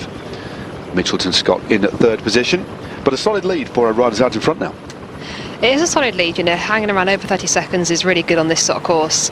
They do seem to be working well together. I think that's Natalie Grinzer in there for a WNT, which is brilliant for her to be in this breakaway. Less than 60k to go now as well. It is still a long way, but 4 of them, if they can keep working well together, if they picked up quite a few more of these sprint points, one of them could perhaps challenge for the points jersey, but like we saw on the previous sprint, they didn't contest it at all, and I think at that point they were thinking far more important to be able to stay away and to be able to maintain this gap than it is to fight it out for these points. But the more laps they do stay away, the more that could get more interesting. We can see the peloton in this shot though, although it's got a 39-second gap we're seeing. Obviously this sort of shot just shows them there, and this is what I mean about them not being out of sight. Although the cars are hiding them, the bunch can see that they are just right there. I've got the Shimano neutral service car moving in between, and it is a big gap. As you said, the gap's slightly foreshortened by the camera angle, as you rightly said there, Joe. As it zooms in, Just see the heat on the road there. It is a beautiful day here in the Spanish capital. And this is the 4th edition of the Madrid Challenge by La Vuelta. And it is now moved up to a 2-day, which is great progress. Let's hope in the next couple of years that continues. We get some more days bolted on. But again, it's quite a busy part of the calendar. We've got the Flèche Ardèche going on at the moment as well. But that isn't a World Tour race. 24 rounds of the Women's World Tour this year. Sorry, 23 should I say. And this is the penultimate round. So it's the year that's had the most rounds of the World Tour. But this time of year, when you've got 2 races on there, unsurprisingly, it's a shame really that we've got this great World Tour race, but not all the Women's World Tour teams are here, Joe. But again, from an infrastructure perspective, and given the amount of travel, the close proximity of the World Championships, it's not always easy for the teams to come from a financial perspective, and also because they've got other aims and ambitions as well. Definitely. I think with the point in the season as well, with it being just before the World Championships, riders will be thinking about what is the best possible preparation for them. So we've seen Sunweb here at this race, and they're obviously thinking they're the defending champions for the team time trial, so what a brilliant opportunity to race a team time trial at this event. Whereas there'll be riders on teams that far prefer the hillier races, and they'll be looking towards the actual road race at the World Championships, which is just under 2 weeks away now. So they'll be thinking, well, I want a really hilly stage race in my legs rather than a sort of flat circuit race. So it depends on the type of riders you've got on your team, what your sort of motives are as an individual, but then also, like you say, the team finances at this stage of the season as well, what you can afford to go to really, and what's most important. But this is good, you know, anything with TV coverage for women's cycling is a bonus, because there are still too many events that aren't seen live anywhere. So this is still probably the best thing about this race is the TV coverage, definitely. Oh, definitely. And we've been treated to a good race so far as well. Karin Rivera won the first intermediate sprint in front of the Swedish champion Emilia Fahlin of Wiggle High Five. And then sprint number 2, well, the result was reversed. Fahlin took maximum points and the time bonus as well. But here we go, Slick, Soet, Dom and Gonzalez. And he's saying it is a Soet in the breakaway. But number 1 at 7-1. Yeah, we've just got different information on our start sheets, and even online we've got different information as well. So apologies for that. But what is sure is that the lead is slowly going up again. We had that little bit of chasing, and now just by the shape of the bunch, still trundling along quite nicely at 43 k's now. They make it look so easy, but believe you me, that is a quick pace. So I think we're going to be expecting a very fast average speed today, by virtue of those sprints and the aggressive nature. And another team wanting to get in the mix, well, it's the local team, Sopella women's team. They've been aggressive so far in this race, a couple of abortive attacks, but now going clear. It's a big gap to get across, certainly a bit difficult for an individual, but if you can extract a couple of riders with you, it's definitely bridgeable. Definitely, and to have that sort of thing to aim for, having another breakaway up the road, it gives you a bit of a incentive that it's not going to be a full-on effort. Well, it's going to be a full-on effort, but it's not going to be an effort that lasts forever. You can just get yourself up to that breakaway. But it looks like this is not meant to be for these riders, so it's nice to see a small team like that being so aggressive. But everyone in the peloton has immediately jumped on that and thought, no, if you're going, I want to go as well. And everyone's got that agenda of if someone's going to jump across, they need to be in that move jumping across. So unfortunately, not meant to be for those 2 riders there who initiated that. No, a couple of the bigger teams just neutralising that attack, and there we go, the complete opposite side of the road. The breakaway, well, they've rounded things. It is going to be a sprint next lap, and if they get through the sprint this time round, they would have been clear twice. And number 171 on the front, we're told, is Natalie Soet, just rolling through. 4 k's till they cross the line. More seconds on offer, and meanwhile on the most northerly part of the circuit, just to the right of the Almagro region of this beautiful city of Madrid. That is the bunch rounding the corner, 37 seconds. It's holding steady, fluctuating between 30 and 40 seconds now. It is a solid lead. Just see the team, Mitchelton Scott, for the first time at or near the head of affairs there. As this race progresses, the more and more I'm thinking they're looking after Julian Dorp to try and make this a hat-trick. Remember, the Belgian sprinter, the winner of this race in 2016 and in 2017. Shelley Olds won the first edition of this race back in 2015. She's not riding, but Julian Dorp in good form at the moment. Won the 3 days of De Panne earlier in the year, so already a winner at World Tour level, the former Belgian champion. And again, things have slowed down just a little bit again. 43 seconds the lead. It's going up, and it looks as if, with the gap being as it is at the moment, this group should take the next intermediate sprints, and working very well as a unit. Nice long turns at the front, keeping that speed nice and even. 45 seconds the lead for our 4 riders out in front.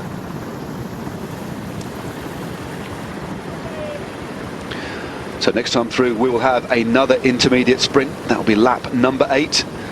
So 4 more sprints to go, and then of course the final sprint to the line where everything's doubled, because this edition of the Madrid Challenge is essentially a 2-day, it's a stage race. We had the team time trial yesterday, and now today we have a circuit race, 100.3 kilometres in length, 17 laps of this beautiful city. Well, they're not really laps, are they, Joe? It's more like an out and back. Yeah, up it's and like down. A classic TT course almost, isn't it? Yeah. It's a lot of laps, it's a lot of kilometres to do up and down this sort of circuit. But I like we say, it's sort of as hard as you make it. If you want to be in the breakaway, if you want to be going for the sprints, it could be a very hard day out. But if you sit in that bunch and look after yourself, you can save a heck of a lot of energy in a course like this. But only really, like you say, the 2 corners where you need to be positioned well and in the right position coming into the sprint. So plenty of opportunity for these riders to practice that positioning, because we've got a lot of 17 laps here, including that plus that neutralised lap as well, before we have that final sprint. But so far it's interesting to see a few different teams trying different things. Some of the smaller teams going on the attack. But really not, no one really looking like they're going to be challenging Summer at the moment, because no one in that breakaway is going to challenge Corinne Rivera, and in the sprint so far she has been looking particularly strong. Yeah, she has been looking very, very strong. A first and a second. She's in pole position at the moment. So from the general classification perspective, she is in command. She's at 7 seconds in front of her teammate Leah Kirkman as things stand at the moment. And the team now moving to the front. The Valcar PBM team of Italy. And that's a very distinctive pink and blue kit. But meanwhile now, with the gap heading north, 49 seconds, and there's the average speed for the group in front, 48 kilometres an hour. This is the fastest section of the circuit. Previous laps we've seen the bunch bombing down here at around 60 k's an hour into this corner, but it is a corner, Joe, that you can take quite a lot of speed into.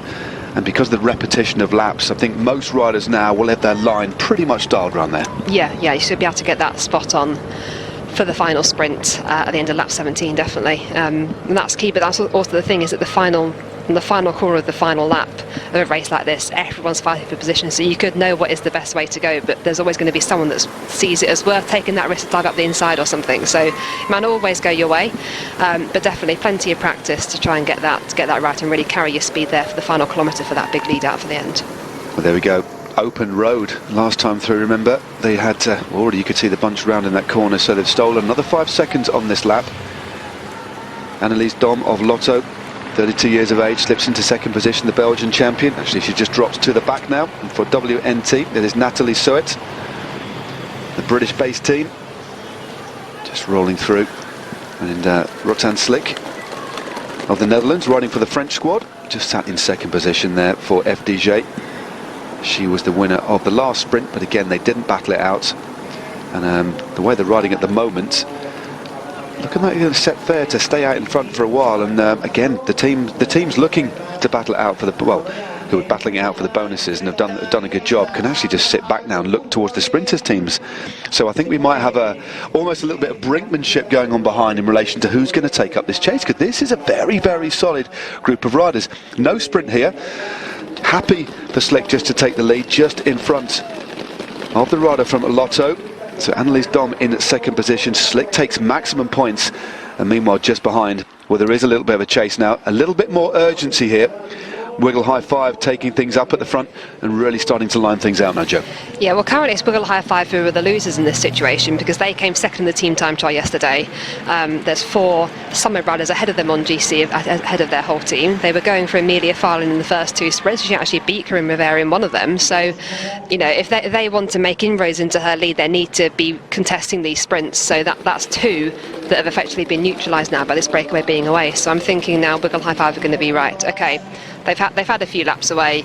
Let's bring them back. We've got 3 more sprints to go, and then the final sprint to the line. Let's get our rider back up in there and back in contention for this race. Otherwise you're just letting it go, and you're just sort of saying you're accepting the general classification has gone to an extent. Indeed, and Wiggle High Five have got a very, very strong team here. I think in terms of depth, arguably the strongest team, although of course Sunweb and Mitchelton Scott have brought very, very diverse teams with them as well. But Kirsten Wild of Wiggle High Five, the winner of Ride London, the current world scratch champion on the track. Lisa Brenau there, the former time trial champion of the world. Audrey Cordon-Rago, very experienced French woman. And Edmondson of Australia, she had wins earlier in the year in the Tour Down Under. Amelia Farlin, the Swedish champion, who won sprint number 2, and Elisa Longo Borghini, of course, real class here. Well, there's confirmation. Slick Dom Gonzalez. And there's the classification on points. So Slick moving into the lead of the points classification. So there we go. Remember, there is the secondary classification that's very important as well. So Slick of FDJ currently on the front. A rider riding for the French squad from the Netherlands. The biggest beneficiary so far, but 24 seconds. And Wiggle High Five on the front. Their lead has now been slashed, but still a long way to go in this race. Still about, well, just under 10 laps to go. So next time through will be 9 laps. And the next time through, the next sprint. So these are sprints now coming thick and fast. As we just look at the figure of Elisa Longo Borghini driving hard behind. 23 seconds for our 4 riders out in front. Welcome back. We'll in a little break then. The breakaway. Oh, the gap has really been whittled down by 2 riders driving hard on the front for Wiggle High Five. Annette Edmondson and Elisa Longo Borghini, the former Italian road champion, really driving the bunch. 9 seconds it is for our 4 riders out in front. And Elise Dom of Lotto, the 32-year-old Belgian, in second position there in that tricolour kit. Rosanne Slick of the Netherlands, 27 years of age for FDJ. There is the peloton, really strung out in pursuit. Also in the front group of 4, although the gap is coming down rapidly, Lucia Gonzalez of the Biscaya Durango team. And rounding out the group of 4 in front is Afke Soets, the 20-year-old from the Netherlands, running for WNT. And well, Wiggle High Five, they really want to bring this race back together quite clearly, because that's a real show of strength.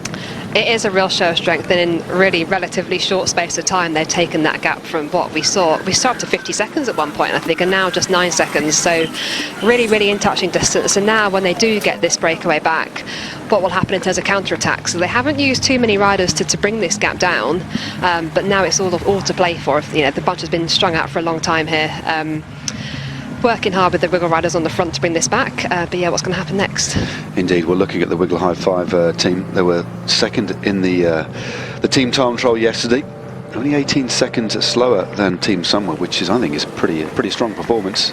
But when you look at who they have amongst their number, and the fact they've actually put Annette Edmondson on the front, who is a very fast finisher. I think she'll be the second quickest rider ordinarily from that team. It has to be maybe about trying to bring things back together for Kirsten Wild, who you'd have thought would be their protective rider, looking at the riders that they're using on the front. Although Amelia Farlin has been sprinting well, but maybe more for the intermediate points.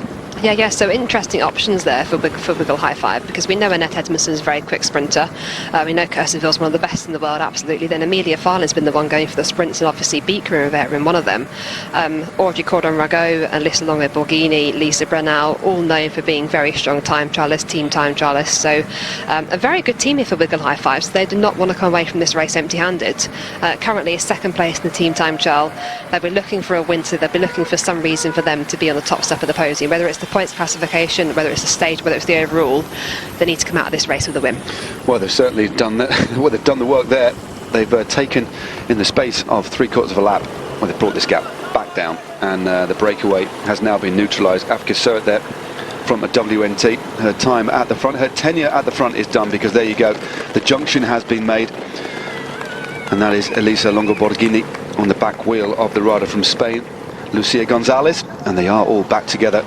And I don't know if Afke Soet is aware, because she's continuing to drive on the front. Sometimes that can happen, but she needs to take a look over her shoulder and maybe back off the pace a little bit, because it is all back together. Yeah, and no counter-attacks happening currently, which I expected there might have been. But that was a blistering set pace set there by the Wiggle High Five team. But I was expecting perhaps to see someone now counter-attack, whether it be another rider from Wiggle or whether it be someone from a different team. But currently, all back together. Everyone will take the opportunity to have a little bit of a drink, something to eat. As we come around, I think this will be 9 laps completed this time. So no sprint this time, but next time around will be the next sprint. Exactly. Well, they'll have 9 laps to go, in fact, this time through. It was 10 laps to go last time.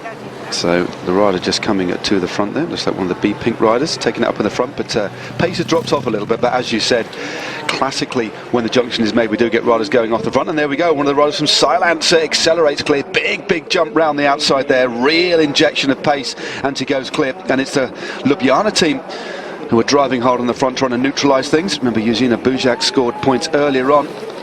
But Silence Pro Cycling, the American squad, sending somebody up the road. So good attacking racing. Once more, the speed lifts again. Still 47 kilometres to go here, as we see the riders pass through the feed zone, and at this speed, no real opportunity to grab a beat on. No, there's not. Yeah, so that's... Oh, someone's given it a good go there and good got skills one. There. Yes, yeah, exactly. It can be a little bit difficult at those sort of speeds, but obviously these riders are professionals and they know what they're doing, so yeah, they can get a bottle if they need one. And in this sort of heat in Madrid, I think 26 degrees, you said, very important to keep drinking. Still a lot of laps to go here. Yeah, definitely, with the distance just over 100 k's. It's a fair time in the saddle on this sort of circuit, these staccato style efforts. And just look at the picture there, beautiful shot here of the peloton in the Madrid Challenge by La Vuelta, being lined out, very fast pace from the off. But several breakaways go clear, the biggest of which has just been caught. That was Dom, Slick, Gonzalez and Soet. They've now been neutralised. We have another attack off the front there. That is Charlotte Becker, the winner of the race in Chongming Island. And the rider that she joined from Silence is Jelena Eric.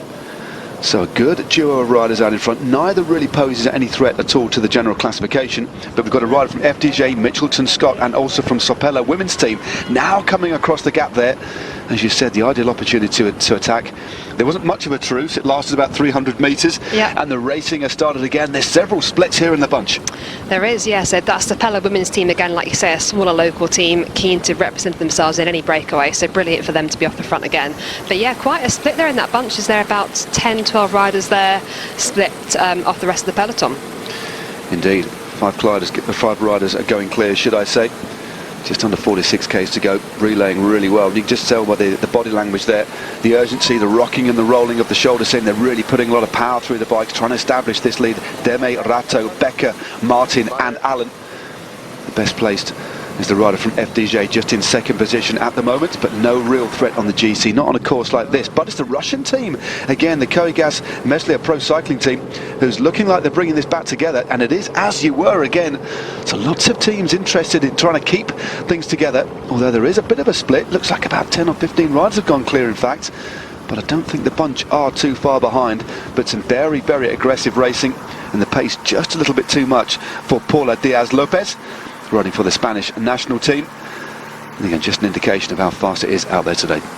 Yeah, exactly. So we've had so many times the peloton has been strung out, and if you're caught on the wrong side of these sort of things, it will wear you down throughout this 100k race here. So every time you're towards the back of the bunch and you go around one of these corners like this, or every time you've caught on the wrong side of the split like we see at the moment, all those little bits of extra effort will all add up, and that will result in, you know, not so much to give at the end in the sprint. So it's important to be well positioned, it's important to be the right side of all these splits. But currently at 45k to go, we're seeing a lot more action. Well, that's Olga Zablinskaya who's gone clear, and she has with her for company Lucinda Brand. So Zablinskaya, a controversial rider, but a very, very strong one at that. And Silence Pro Cycling now trying to get back in the mix and drag things together. This is getting very, very aggressive. Next time through, there'll be some more points on offer. And let's have a look at the gap there. So this has really opened up. It's a good move. Most of the big teams are represented. Mitchelton Scott have put somebody in here, as have FDJ. Not too sure if I can spot a rider from Wiggle High Five, but Mitchelton Scott definitely got numbers in the mix here. So Wiggle High Five, Silence are represented. I don't think I can see a Wiggle rider. Just trying to scan to see who is in the mix here. But this is a very, very good good group that's starting to go clear. It's that bit too many really to work effectively together, though, isn't it? There's, you know, when you've got a group of sort of 6 or less, everyone can sort of do through and off, or that sort of team time trial formation. But with this sort of group, very easy to sit at the back and not get noticed, skip turns, or just sort of get in the way of things and mean you don't quite flow as nicely as a group.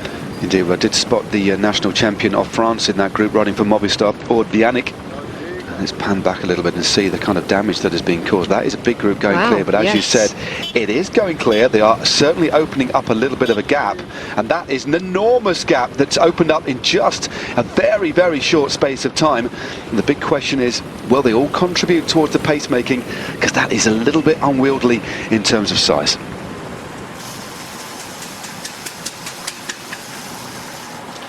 So we're coming up to intermediate sprint number 5. We've got a big group that's gone clear, opened up a sizable gap, and about 20 riders are now going clear in this, the 4th edition of the Madrid Challenge. Still over 43 kilometres to go, but the lap's now getting quicker and quicker. And looking at the way the riders here are rotating, it looks like everybody willing to assist with the placemaking. Yeah, which is interesting because, like I say, in that sort of size group it doesn't normally happen, but I think they've realised they've got a good gap here. You know, it's all to play for. There's been some key riders missed out. You know, they've got a lot of work to do back in the peloton, so why not commit at this stage? Still 43k to go. They've obviously got themselves very organised, going through turns here nicely. And they certainly are. Lucinda Brand is there. There are a couple of riders, in fact, from the team that won the team time trial yesterday, Sunweb. Number 5 going through. That's Sarah Roy of Mitchelton Scott. So several very, very classy riders indeed. That's Coral Deme as well from France, so FDJ. Looks like they've got a couple of riders in the mix. One of the riders from the Italian team, Silvia Berisco as well. And there is a rider from Wiggle High 5. That's why I think this group has gone clear. Couldn't see who that was originally, but it is Audrey Cordon-Rago of Wiggle High 5. Again, you wouldn't have thought she's necessarily the protected rider, but as they've got somebody up there, they need to make a decision on whether they're going to chase, because if these riders start rotating and there is a little bit of cohesion here, this is a very, very dangerous move. Exactly, so it looks to me like Audrey Cordon was in the right place at the right time and this split happened. She's found herself as the sole Wiggle High 5 rider in this group, so now Wiggle are going to have to make a decision. Do we bring this back, or do we have faith in our rider that's already up there? But looking like a gap of 44 seconds now, which has been drawn out very, very quickly, and I think we're coming around for the sprint in just about a kilometre time. Indeed, another rider that I've spotted in the mix there is Roxanne Knetemann for Ale Cipollini. Very, very good young rider from the Netherlands. She's just in that rather fluo, well, the most eye-catching kit. There you go. She's just on the radio there with the orange and yellow kit. And it looks like it is the figure of Lucinda Brand, who's driving hard at the moment. So 2 riders from Team Sunweb out in the front. I think, is it Ellen van Dijk who looks like she's there as well? Yeah, Ellen van Dijk is second wheel, Lucinda Brand on the front, setting a very strong pace here. So we can just about see the peloton in the back of that shot, but of course there's a lot of foreshortening with this sort of camera angle, so they are still, saying now 56 seconds away. I'm not sure it's quite that much, but it is a big gap for this group. That is a very, very big group indeed. And Van Dijk goes, and also the rider in the white kit there, that is the French champion. But it looks like it is the Wiggle High 5 rider just cruising through there. Audrey Cordon-Rago on the left-hand side, and she's battling out with a fellow countrywoman. And also in the mix, the rider from Italy. It does look like it is going to be Silvia Perisco who takes the sprint there in the pink for Valcar PBM. So a good timed sprint there. 1 minute and 25 seconds it is saying here. Well, this race has torn itself apart, but a big group going clear, and the reason this gap has opened up is because all of the big teams, the big powerhouse squads, have representation here. Fascinating situation here. It is fascinating. So you're not going to chase your own teammate down. So the riders from Summer won't be chasing, even though Corinne Rivera isn't there. The riders from Wiggle aren't chasing because Audrey Cordon-Rago is there. There's some riders there from Mitchelton Scott. So all the big teams represented. So then you look into the smaller teams to chase, or you have to think, if you are a bigger team, do I keep faith in that rider, or do I have someone else in the bunch that I want to work for? So here is the peloton, not looking like they're putting any real effort at this stage at all. And we see 55-second gap it's showing. Well, this is a very, very interesting situation. Now, of course, Sunweb will not ride. They have 2 riders up the road, Lucinda Brand and Ellen van Dijk, 2 very powerful riders. Also, we have Audrey Cordon-Rago of Wiggle High 5. Mobistar are represented. They have the French national champion, Aude Bianic, in the mix. There's also a couple of unidentified riders there from Silence Pro Cycling. Ale Cipollini, have a Roxanne Knetemann. And at 1 minute and 1 second, it is saying that is the time gap. Well, it's still a gap that could be brought back, but I'm trying to see which team would decide to chase, because Mitchelton Scott have representation out in front as well. So Roy is in the group, but certainly not their protected rider. Yeah, it is a fascinating situation, and like I say, it's the riders that sort of found themselves in the right place at the right time when that split happened. They've not got themselves in this group. We've got some particularly strong riders here from Summer. We all know how strong Ellen van Dijk is and Lucinda Brand is, and when they're working hard, you're going to see a big gap open up. And I think we are seeing some riders now not really taking many turns, but are just happy to be there. And obviously, if the other riders keep them, it means their teams aren't going to chase. So it's worthwhile keeping them there rather than telling them to do something or go away. Indeed. Well, it's Sheila Gutierrez of Silence Pro Cycling who managed to spot in the mix there. 106 is still the gap. 2 laps now, or 1.5 laps roughly, till the next intermediate sprint.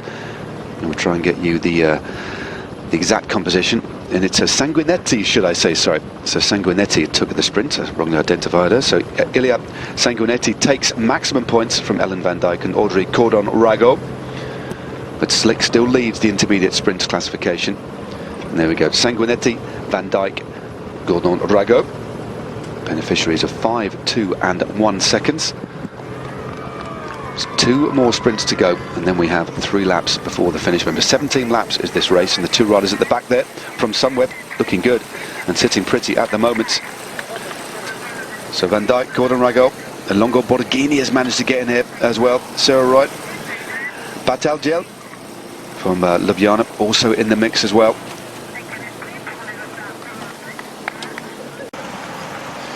Welcome back to the Madrid Challenge by La Vuelta. And this is the situation on the road with 37 kilometers to go. We have a big group of riders out in front. We have a 1 minute and 11 seconds lead on the bunch behind. And that is the situation on the road at the moment. It is Ellen van Dijk who leads the general classification. Remember, this is stage 2 of the Madrid Challenge by La Vuelta. Yesterday we had a team time trial, a short but sharp team time trial. 14 kilometers, that was won by Team Sunweb, the current world time trial, team time trial champions. They'll be defending their title in just over a week's time. Wiggle High Five were second, Mitchelton Scott were third. And today, well, it's a circuit race. Lots of bonus seconds on offer. Laps 2, 4, 6, 8, 10, 12 and 14. And then double bonus seconds on the line. All of the intermediate sprints here carry 5, 3 and 1 second bonuses. Sorry, 5, 2 and 1 bonuses, shall I say. There's also an intermediate sprint classification with 5, 4, 3, 2, 1 points on the line on those laps. And then on the line, the final time, there's even more time bonuses on offer, 15, 10 and 5, so a lot could still change in this race.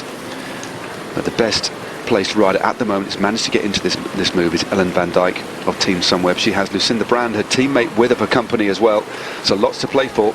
And with a gap at 1:05, Joe, this is looking good, but still a fair distance to go. But I'm scratching my head and wondering which team will take things up at the back end. Yeah, absolutely. We had a shot at the peloton a few seconds ago. We could see them starting to get strong out at the front. So there is a team thinking, I need to take this on here. An interesting spread of riders, you know, it sort of really makes the tactics quite sort of intriguing. What are they going to do? What is the DS and the car going to decide to do? What they're going to tell their riders to do? What the riders are actually going to do? You know, and have the little conversations in the peloton as well. So, like I said before, it is a big group to be working effectively together. And I have spotted a few riders that I think might be sort of sitting back a little bit at the back of this group and not really contributing as much. There's a few obviously with an agenda to really try and keep us away. So, a few different agendas in this group. But I've seen Lucinda Brand, who was working very hard early on, now just sitting back a little bit and taking it perhaps a little bit easier at this stage. Indeed, well, there we go. Cross the line now. The previous gap was 1 minute and 6 seconds. There is the group. I'd imagine that several of these riders will take the opportunity to get a beat on. Make sure they've got the sustenance on board. Make sure they're hydrated. Very warm conditions here. 26 degrees and rising, in fact. Generally gets a little bit warmer as we head towards the late afternoon. Riders just throwing off the bottles, getting a fresh one. So important in these warm conditions, especially when you're working hard. And there we go, there's the answer to the question that we just posed. It is Ali Cipollini. They've got Roxanne Knaterman in the mix, but of course they do have Chloe Hoskins amongst their number, and she has a real hope for this race. She's the current Commonwealth Games road champion, was second in this race in 2016 and is a very, very fast finisher. She is a very fast finisher, so she's a rider that you would highlight straight away on this start list as being a contender for the win of this stage of this race anyway. So obviously her team have thought, right, we're going to commit to bring this back. That's our best chance of winning the bike race. I mean, Roxanne Knaterman is a really strong rider in herself, a rider from Holland who is in the breakaway, but this team is obviously thinking, if we're going to win this, we're going to win this with Chloe, so we need to bring it back together now. So they are now on the front working hard, and we've now got the gap under a minute, 35k to go. So, you know, I mean, we've said before it's a huge lead, but it can very much get brought back. It's definitely not all over by any means. No, it certainly isn't, but I'm wondering if any other teams are going to give or offer any assistance at all. And again, I question who that would come from. But Ali Cipollini, very, very solid team. Chloe Hoskin, as we just mentioned, Roxanne Knaterman in the front move, also there for the Italian squad, Soraya Paladin, Davia Razgieskin of Lithuania, Karin Swinkels of the Netherlands and Anna Trevisi of Italy. But meanwhile, out in front, that is Audrey Cordon-Rogo of Wiggle High Five. She's got Elisa Longo-Borghini with her as well. So 2 riders from Wiggle. They'll be pretty happy with that situation, and they're happy to ride on the front, although they've got Kirsten Bill back in the mix. Cordon-Rogo and Elisa Longo-Borghini, 2 solid riders, 2 very, very experienced riders as well. You'd think if this did stay away, they probably want to go clear in a smaller group rather than risk sprinting. Difficult to pick. I'm trying to look at the fastest kind of sprinter from that group. You've got Aude Bianic, who's relatively quick. She's the national champion of France, riding for Mobistar. Also there, Alki Soet. She was one of the riders who was away earlier on. Sheila Gutierrez of Silence Pro Cycling in the green and black. Natalie Van Gogh of the Park Hotel Valkenburg team is there. The Dolcini Van Eyck Sport UCI women's cycling team, rather long lane there. They're also in the mix, courtesy of Sarte van den Broek. We've got Lisa Morzenti of B-Pink, Olga Zavlinskaya, who's changed her nationality apparently to Uzbekistan now. Okay. And then we've got 2 riders from Mitchelton Scott. Sarah Roy is there. Need to identify the other one, but I did see 2 Mitchelton Scott jerseys. But 55 seconds it is now for the group out in front. So the work from Ale Cipollini is gradually chipping away the lead of the riders in front. But this is the only thing about this group, although they're clearly very, very quick indeed and working well, it's just a little bit too unwieldy. I think it'll be I don't know, a third of this group just happy to just sit back, because we've got a real mix of riders. We've got some world-class riders here and some kind of lesser-known riders that I'd imagine are just more than happy to be in the front split. Exactly. So if you are from a smaller team, you probably have your DS saying to you, don't contribute. You know, you've made it there. Let the stronger girls work. You know, sit on, stay there, don't do any work, and see if there are any attacks going, and then try and follow them later on. So they'll be getting their DS telling them not to contribute. They'll probably have riders in the actual bike race saying to them, come on, do contribute. But like I say, with a group that big, it's easy to hide at the back and to not do any work. And to be honest, the stronger riders probably okay with that at the moment, because they have got a good lead. But oh no, we're now down to 46 seconds. So that's quite a change. We did see a minute and a half earlier. So there is some good work going in from the peloton behind. 22k to go. No, it certainly is. Well, 46 seconds. It has fluctuated, but you can see several riders just towards the back of this group, happy just to sit on. Sheila Ruiz Gutierrez there from Silence Pro Cycling, number 81. And just back marking at the moment, and understandably, is the rider from Park Hotel Valkenburg, Natalie Van Gogh, one of the lesser known riders, and quite wisely as well. I mean, you don't blame the riders with less experience, less palmares on the international scene not working, because it's wise, because if this group does stay clear, they're going to need all of their resources towards the back end to follow any moves, or actually go for the sprint, of course. So it is, it's kind of normal that riders will sit on. And it's back up again though to 50 seconds, and this is that fast section of the course now. Gradually drops down to that final corner, that dog leg before they kick up towards the finishing line. So there's a lot of work still to be done, but quite often when we see a team taking things up at the front, there's that initial kind of surge, and for the first few kilometres they'll be going very strongly. Yeah. But then the legs, that kind of the level they've got to ride at to match all these riders out in front, it will start to take its toll and it will start to bite, and then that the second part is a lot harder, isn't it, to maintain that fast rate to eat into the lead. Exactly. It's been about being able to maintain that pace on the front, and sort of pace it as well, so that you time the catch at the right time, which, you know, is a real art to that. And it's art to knowing your teammates as well, knowing how hard they're working and whether they can keep this pace going. So riders that have ridden a lot together, they will sort of know from the sort of body language of each other how their teammates are feeling. But definitely it's quite an art to be able to execute a chase perfectly, so you catch a group at the right time that you want to catch them, not too early. But here we've got a little bit of a move happening from this front group. Indeed, another rider managed to spot in there was the winner of the race in Chongming Island earlier in the year, the German Charlotte Becker for High-Tech. So another one of the big teams has managed to infiltrate this move as well. It's a really solid composition. The lead has gone out another 13 seconds, so it came back down to 40, now up to 53 seconds. And this is a sprint lap. Who is going to take the points and the all-important bonus seconds?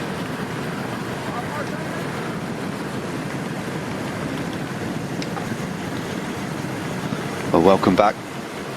This group out in front, 53 seconds. And I have managed to spot Daniel Christmas, the young British rider, in the mix. So that's good for the Bizkaia Durango Euskadi Murias team. just in the pink kit. So great to see the young British rider in the mix, especially amongst this sort of quality field. But Joe, the lead is heading north again now, 54 seconds. So I think unless Ali Cipollini get any assistance, this is going to be very, very hard to bring this back, unless, of course, they lose the impetus, unless several of the key riders here start to dilly-and-dally and just hold things back a little bit.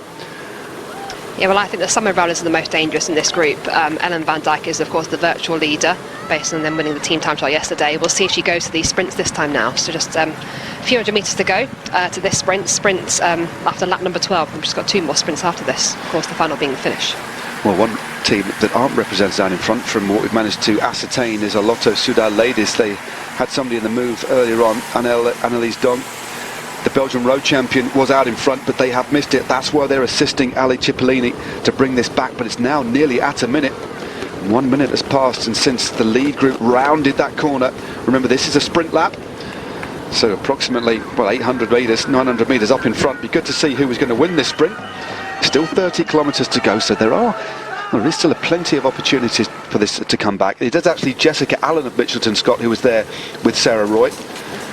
So 2 Australians from that team, from the Aussie team, and this is the all-important sprint. Now who's going to take this? Sanguinetti took the last one, and Sanguinetti looking very, very good in the centre of your screen. Now this Sanguinetti who takes it, oh, very, very close indeed.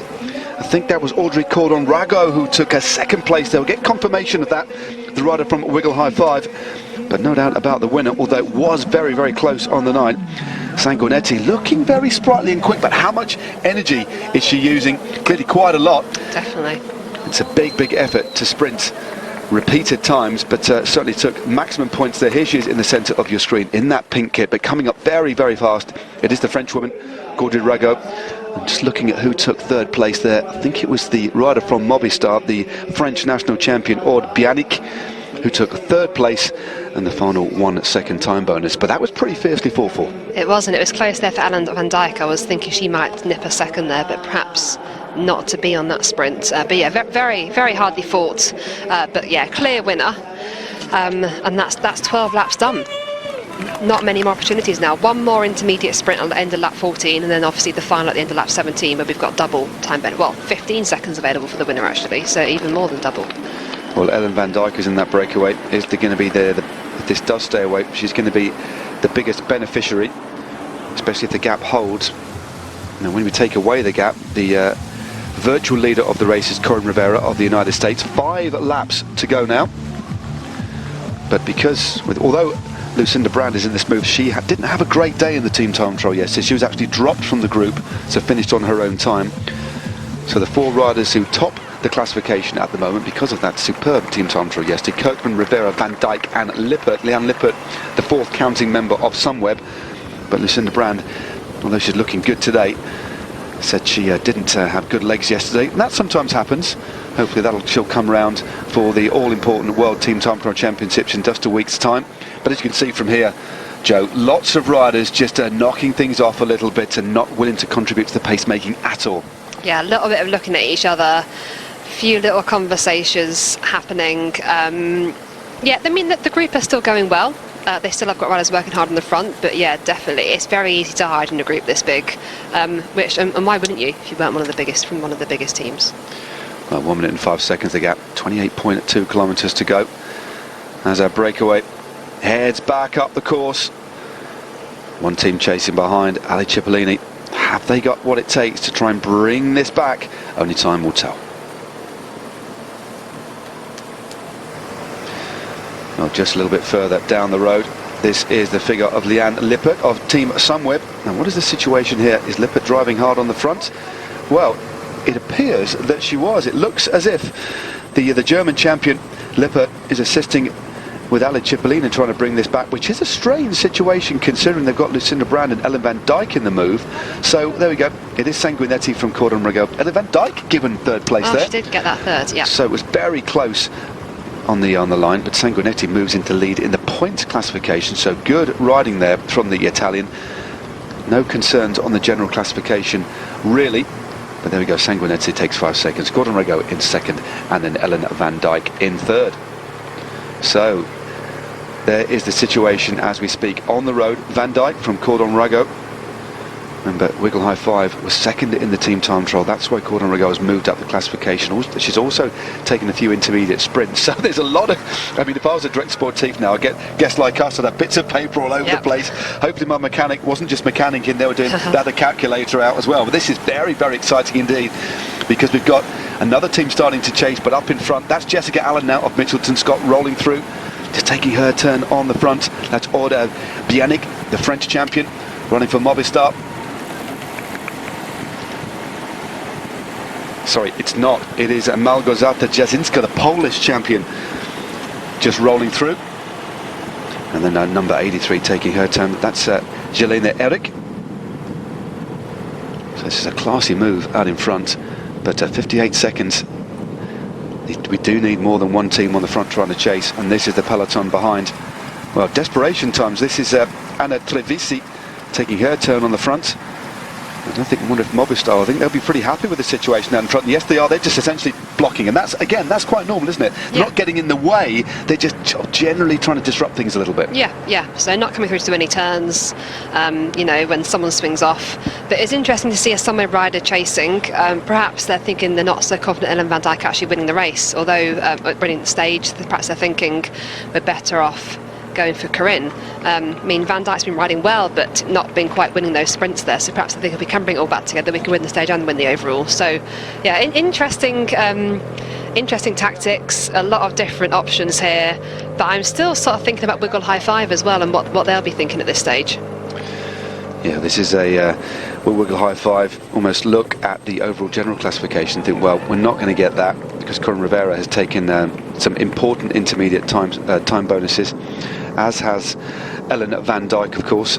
She finished as part of those 4 riders for Sunweb, and the lead has gone back up again to 1 minute. And a couple of other riders are now, after sitting on initially, are starting to assist with the pacemaking. Afki Soet now on the front now, just rolling through for the Netherlands, for a WN team, Rota Pro Cycling Team, a British-based team, but their main title sponsors the Madrid Challenge, so important that they've got a rider in the move. But really fast-paced here on the front, and just rolling through there. That is Kylie Deme, another rider we just managed to identify. And there is the Polish champion running for Movistar. That's Małgorzata Jasinska, looking good as well. And 58 seconds, and a Lotto have joined in with the mix, and also Wiggle High Five up in front as well.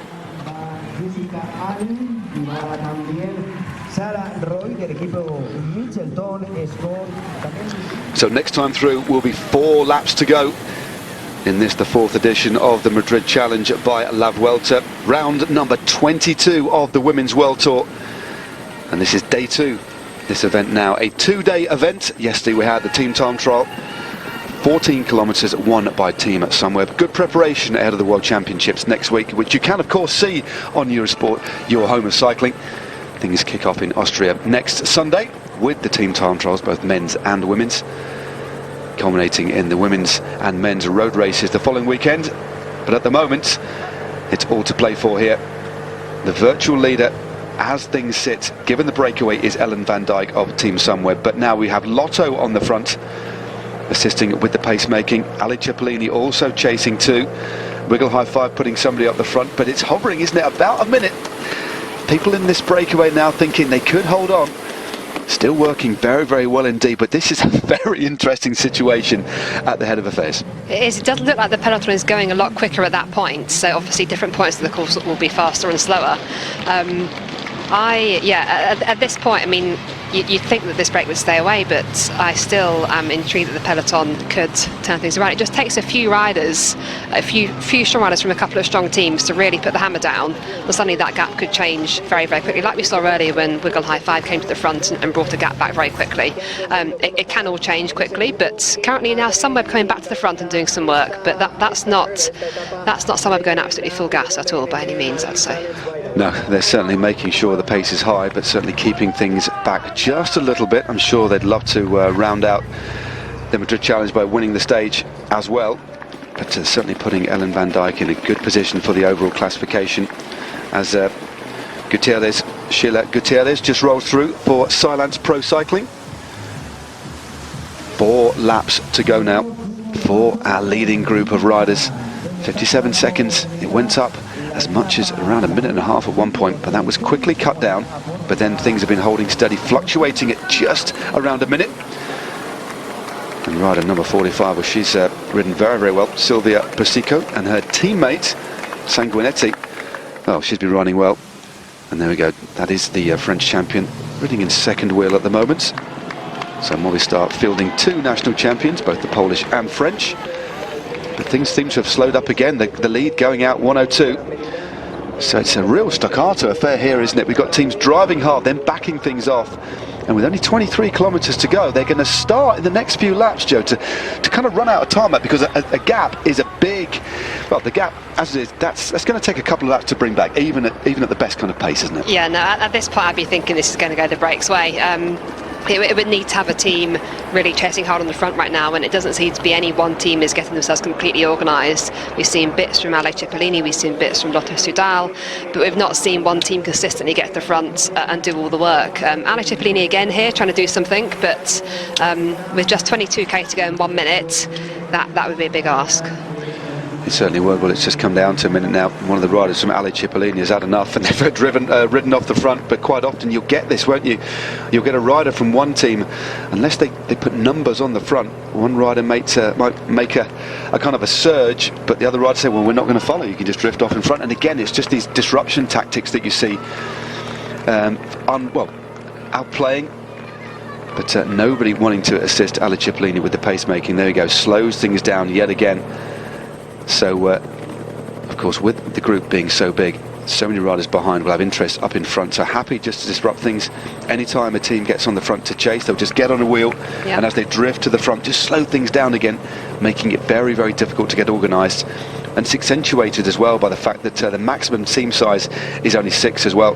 Factor in your protected rider, factor in the fact you've got somebody in the breakaway, and immediately have a real distinct lack of resource back in the bunch. Exactly, and you'll have your rider who is in the breakaway, possibly on the radio, saying, look, I feel good, have faith in me, I can go for this, you know. And perhaps they haven't been showing that in the intermediate sprints, they've been sort of keeping their powder dry, but if you've got someone in the breakaway sort of saying on the radio, look, I've got the legs, I can do this, that is a decision that needs to be made by the DS, whether to commit to that person or not. And if you are going to commit to that person, then yeah, there's no point in doing any chasing, any work on the front.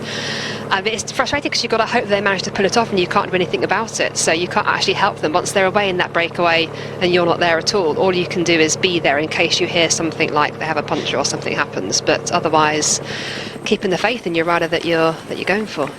No, definitely. It was WNT Pro Cycling Team just rolling on the front, but again, the distinctive kit of Ale Cipollini again to the fore. They need to just get a little bit more organised. They had 3 riders on the front. We saw some assistance from Lotto Soudal ladies, but now they've dropped back again. There doesn't seem to be real cohesion here. 41 k's an hour as they head north up the circuit.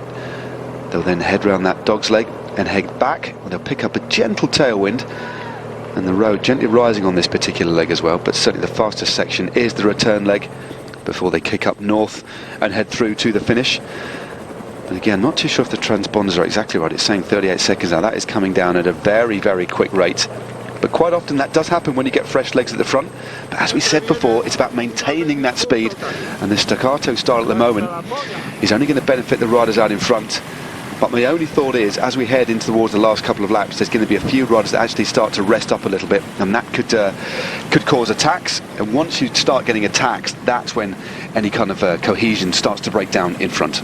Absolutely. When riders start attacking, other riders will think, well, I'm not going to work with you, you're just going to attack me. So once that starts happening, that does change things quite significantly. We can see the rider here from Mickelton Scott keen for riders to keep coming through and keep working hard. So often it can just take one rider like that really sort of commits on the front, does it, a couple of hand signals and said, look, keep coming through, and that will sort of keep the impetus there. So currently this breakaway is still working hard, but definitely not everyone contributing. With coming up to 20k to go now, people will be thinking about making a move individually. If they don't think they're the fastest sprinter in this group, they've got to do something on their own or with another smaller group if they're going to win the bike race. Well, this is the back of the peloton, 54 seconds now. That initial acceleration, the added impetus on the front from Ale Cipollini has now faded again, and from 45 seconds heads back up again towards a minute once more. Every pedal revolution is going to be a bit of an opportunity lost, because with 20 k's to go, the group out in front looking very, very strong at the moment. unless a couple of teams are confident they can bring it back in the last couple of laps. We have seen that happen, but at the moment, several riders in this group willing to keep pressing on. That neutral service car just sat behind the rider just on the front at the moment from Silence. That's Jelena Eric. They have Sheila Ruiz Gutierrez also there. So 2 riders from Silence in this move. And just rolling through now from Park Hotel. That's Natalie Van Gogh. No, sorry, from High Tech, sorry. So High Tech are represented in this breakaway, along with Wiggle High Five, Mitchelton, Scott, Sunweb, Valcar, Silence Pro Cycling, Movistar, Ali Cipollini have 1 rider. Biscaya Durango have a rider as well. WNT represented 2. Dolcini and Park Hotel. So several teams have representation. But there we go, 3 riders now. And that's what you need, isn't it? You can't just have 1 or 2 riders on the front. To get this back now, you need to have riders that are fully going to sacrifice themselves. And that's clearly what Ali Cipollini are doing. They're finally getting a little bit organised on the front. But I am surprised that no other teams are assisting with the pacemaking. It always puzzles me when a team assists for half a lap and then drops back again. It's a very, very strange kind of tactics. They just appear to need... Not fully committing. That's it. Yeah, showing a little bit of willing, but not willing to actually fully commit to that. So yeah, intriguing, very, very intriguing. But I saw another Ali Cipollini rider sort of get herself up there as well. So could be 4 of them about to work together. Rounding the corner. Next time through will be 3 laps to go. 49 seconds for our riders out in front.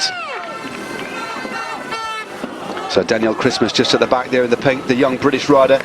She is one of the riders that has managed to get into this move. Superb riding by the youngster. And the pace very high at the front. And if you just look to the left-hand side, you can just see the shape of the peloton heading in the opposite direction. They've yet to make that final curve. And here they are, just coming into that bend. 44 seconds it's saying. I think it's heading north a little bit more.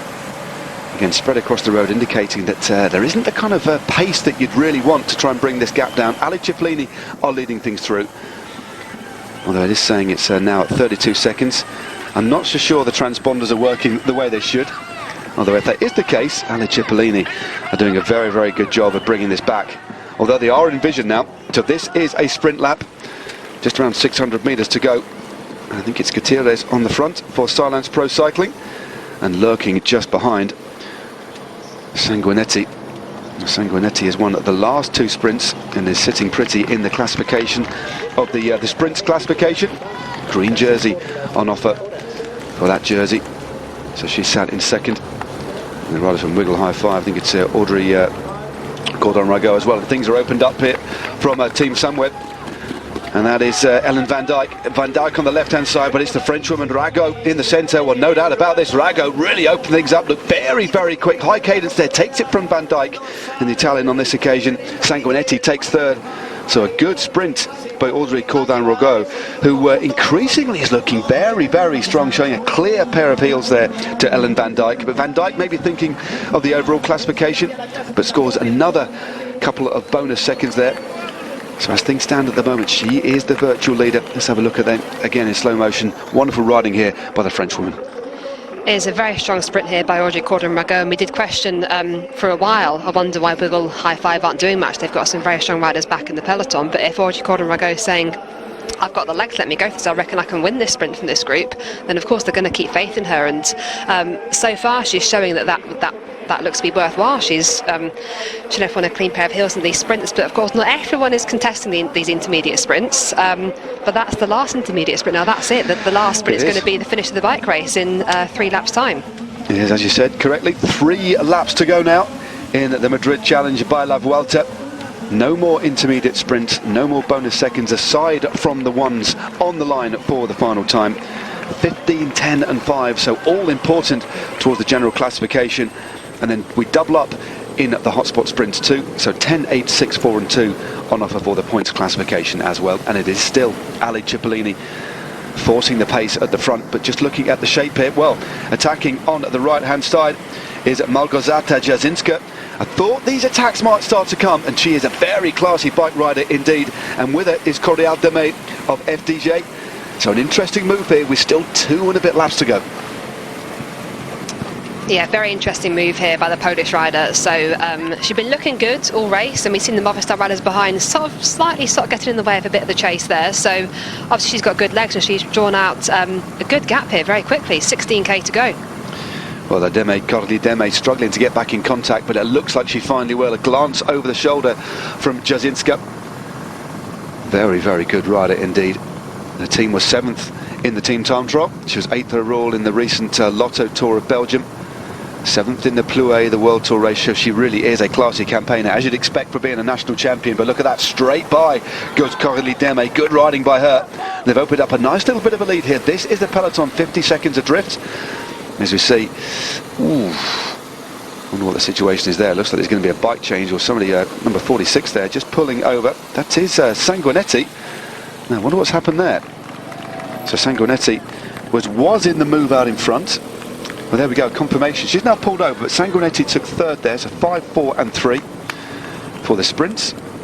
Gordon Rago, no doubt about the winner there, but Sanguinetti is leading that classification by a solitary point from Rago and another point in front of Van Dijk.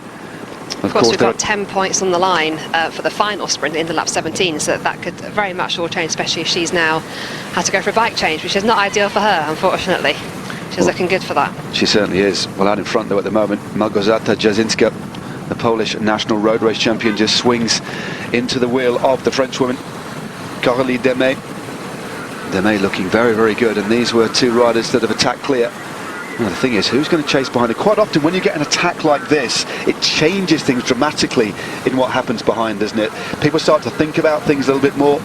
The chase behind isn't as determined. You get even more riders sitting on and just looking at the pace, although we need a bit of a time check here. They're 50 seconds in front of the peloton behind, but I think looking at the urgency here and the way they're going, they've no doubt opened up a nice little lead over the group behind.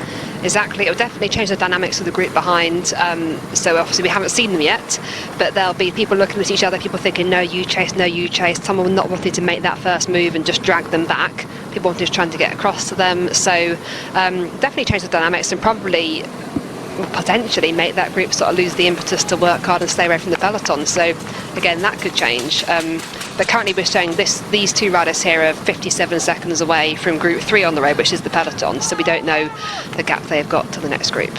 Well, Demey looking good and looking at things a little bit behind. Well, things have been knocked off a bit. Next time through with 2 laps to go. And again, that's actually Kirsten Wild rolling to the front now. No, I don't think. Yeah, I wonder if they are really going to pick. Is that Kirsten Wild? No, it isn't Kirsten Wild. But out in front, opening up a bit of a lead, is our Polish-French duo of Coralie Demey, 25 years of age, signed on next year for FDJ, contract through to 2019. She's also 5th in the. She was 5th in the individual time trial in France, so clearly good at the solo effort.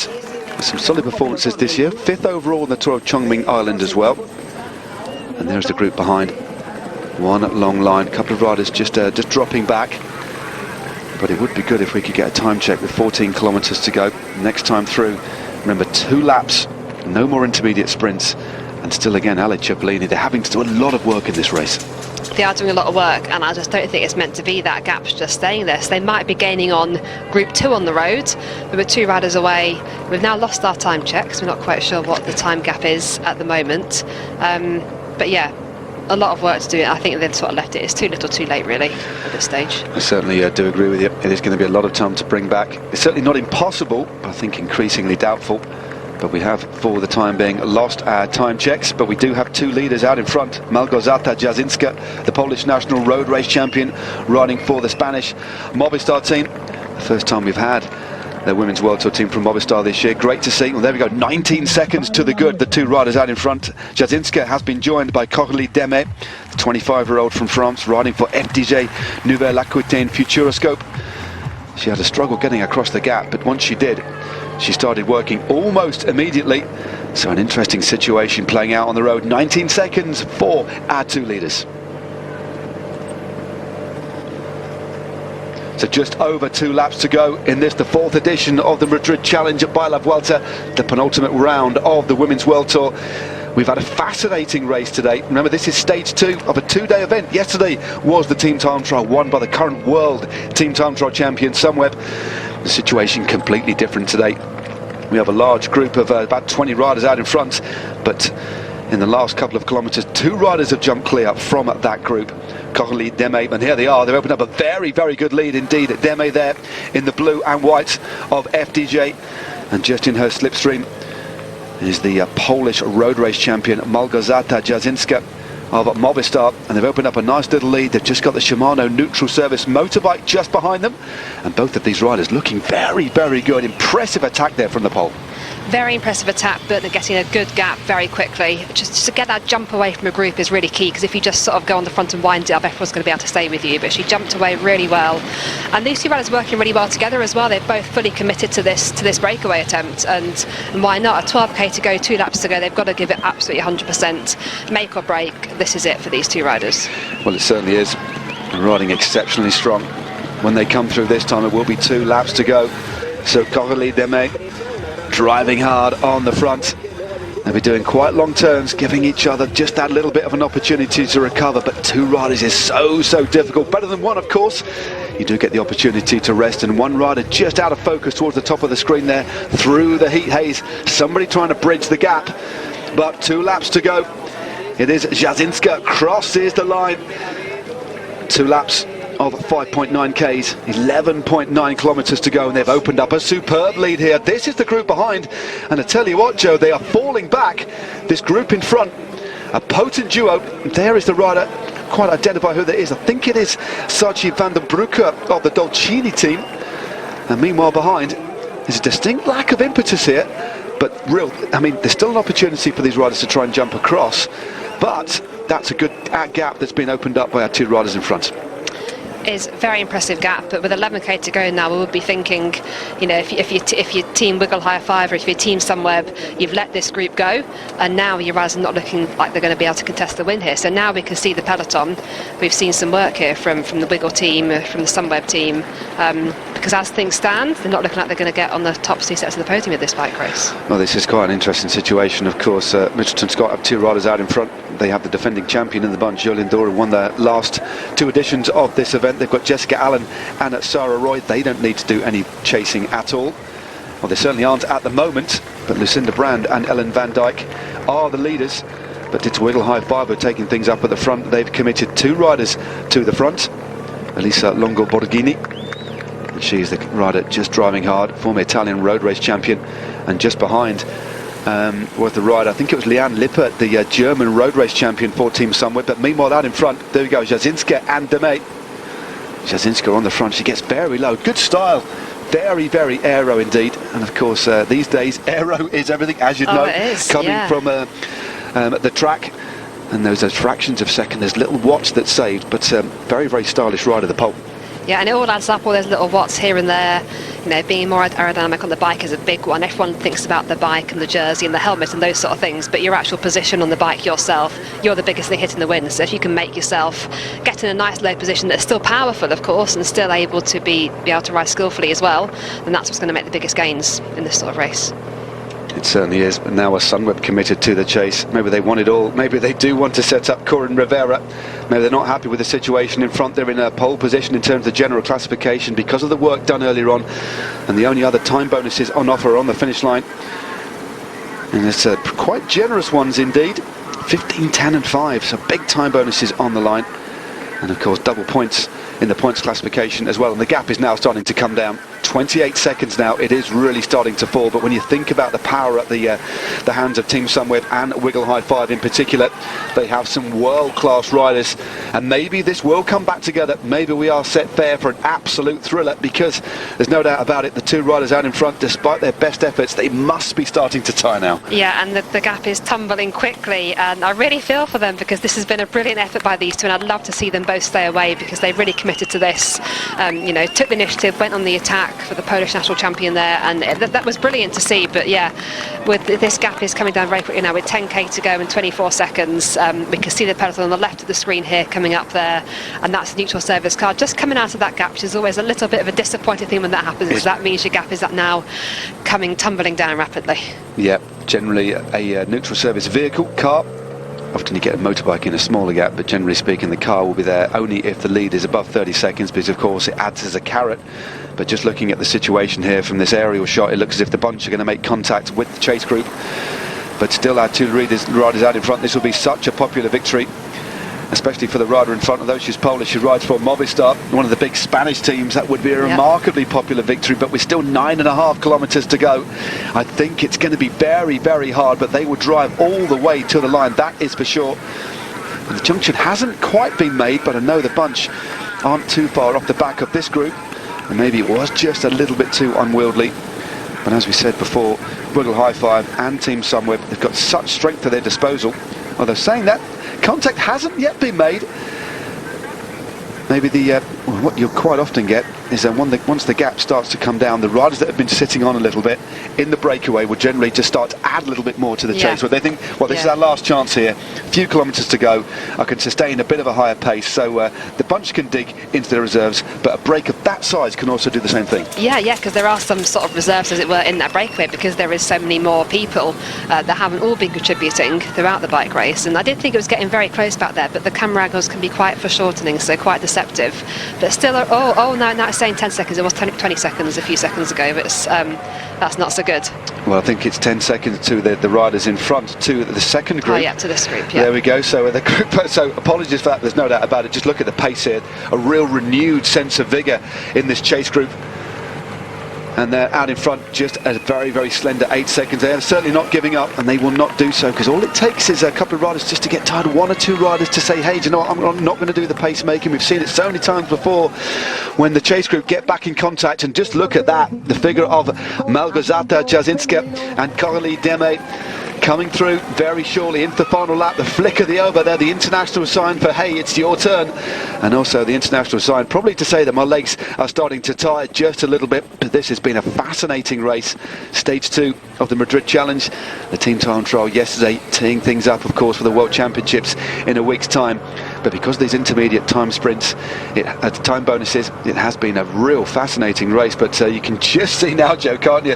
The bunch just behind this group in front.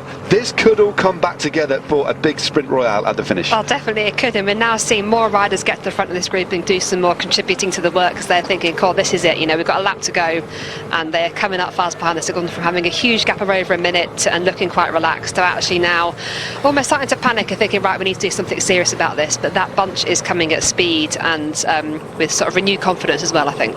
Well, it's Zabelinskaya on the front there, Olga Zabelinskaya of Uzbekistan, riding for the Russian Koigas team, who brings back those two riders right in front. So great effort by Coralie Deme and also by Małgorzata Jasinska, the Polish champion, riding for Movistar. But it is back together now.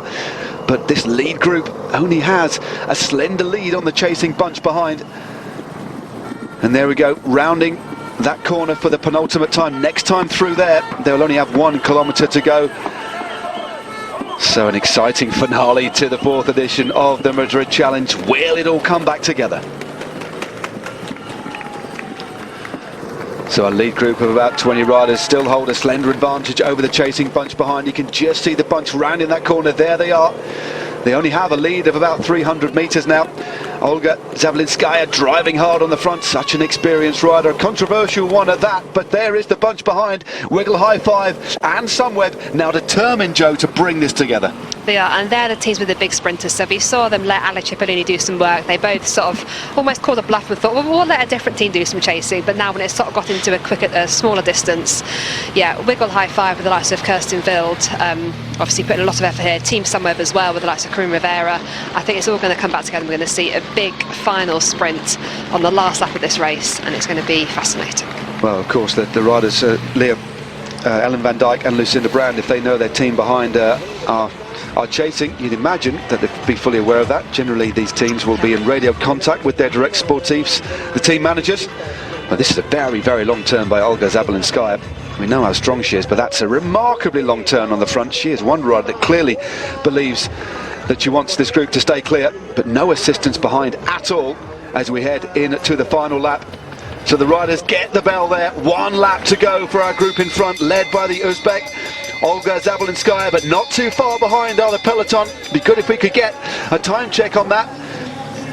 Well, we don't need one really. One of the riders is just to drop back off that group. The pace just a little bit too ferocious, and it's opened up just a little bit. I'd reckon it's about 10 or 15 seconds now, if that. Yeah, very, very tight. We can see the peloton all strung out here, just pretty much a single line, if not two riders abreast. But yeah, 5.6k to go. This is fascinating. The rider on the front here, she is of course the Olympic silver medalist in the time trial from Rio, so we know how strong she is. But I think we're going to see this all come back together in the next 5k. Well, I'm surprised that nobody's given her any assistance, but again, Joe, when one rider on the front nails their colours to the mask and does a turn without even swinging off or flicking the elbow, you just let them get on with it, don't you? Yeah, so the riders there saying, I mean, this is a quite remarkable turn. Remember, two riders from Mitchelton Scott in the mix there, Jessica Allen and Sarah Roy, but the gap is now starting to close, and that motorbike in the gap, that might be helping just a little bit as well. But this is the bunch behind, being led by Wiggle High Five. That is the figure of Elisa Longo Borghini of Italy, such a strong rider. The winner, remember, of Strada Bianca last year, former Italian road champion, so strong and really piling on the pressure at the front, and she certainly is reeling them in, but it's going to be very, very close. And the thing is now, will we see an attack? This could be a classic textbook situation just as the junction is made. I'm sure there's a couple of riders in this league group, Joe, that will want to try and have one last bid for glory. Yeah, exactly. So if they are caught too soon, that of course then leaves the bunch open to attack. So often you'll have a team on the front try and just time it right, so there's no opportunity for a lull in the action at all, and they just time it and just catch the breakaway, then do the lead out for the finish. But if they do catch them early, there could be a chance for someone else to try and counter when the bunch have worked this hard to try and catch this group. And now less than 5k to go, we are getting very, very close, but the pace seems to have just gone from that front group a little bit now. Yeah, it's gone from look at the shape of the bunch behind as well, all across the road now. It's as if a couple of teams have almost committed everything and look around. This is the brinkmanship we often see quite often the last couple of metres. Riders kind of look around to see if there's anybody else that will offer up any assistance, and it's finally come, but it's in the form of an attack rather than a concerted group effort on the front. But it is again, I think it's Longo Borghini again has had to go to the front, so Wiggle High Five been put under a lot of pressure here. 4.3 kilometres to go. This is hanging in the balance. Can the breakaway stay away, or will the might of the peloton prevail? Well, this is a real thriller. It is not all over by any means whatsoever. So that breakaway, there's still some people there that believe, still some people there that are willing to work, and the bunch hasn't, just that little lull in action there. You just get a few more seconds gap again, you think actually I can go for this. Well, with 4k's to go, it's all south and that last little trip north there. So 4 kilometres to go for our breakaway. Jessica Allen and Sarah Roy are there for Mitchelton Scott. Also in the front group for Wiggle High Five, Audrey Cordon-Rago has been sprinting very, very well, but she'll be acutely aware that her team are chasing behind. So good situation for the French woman, who's been going very, very quick at the intermediate sprints. Polona Battigelli is there for BTC. And is this an attack off the front? I certainly think it is.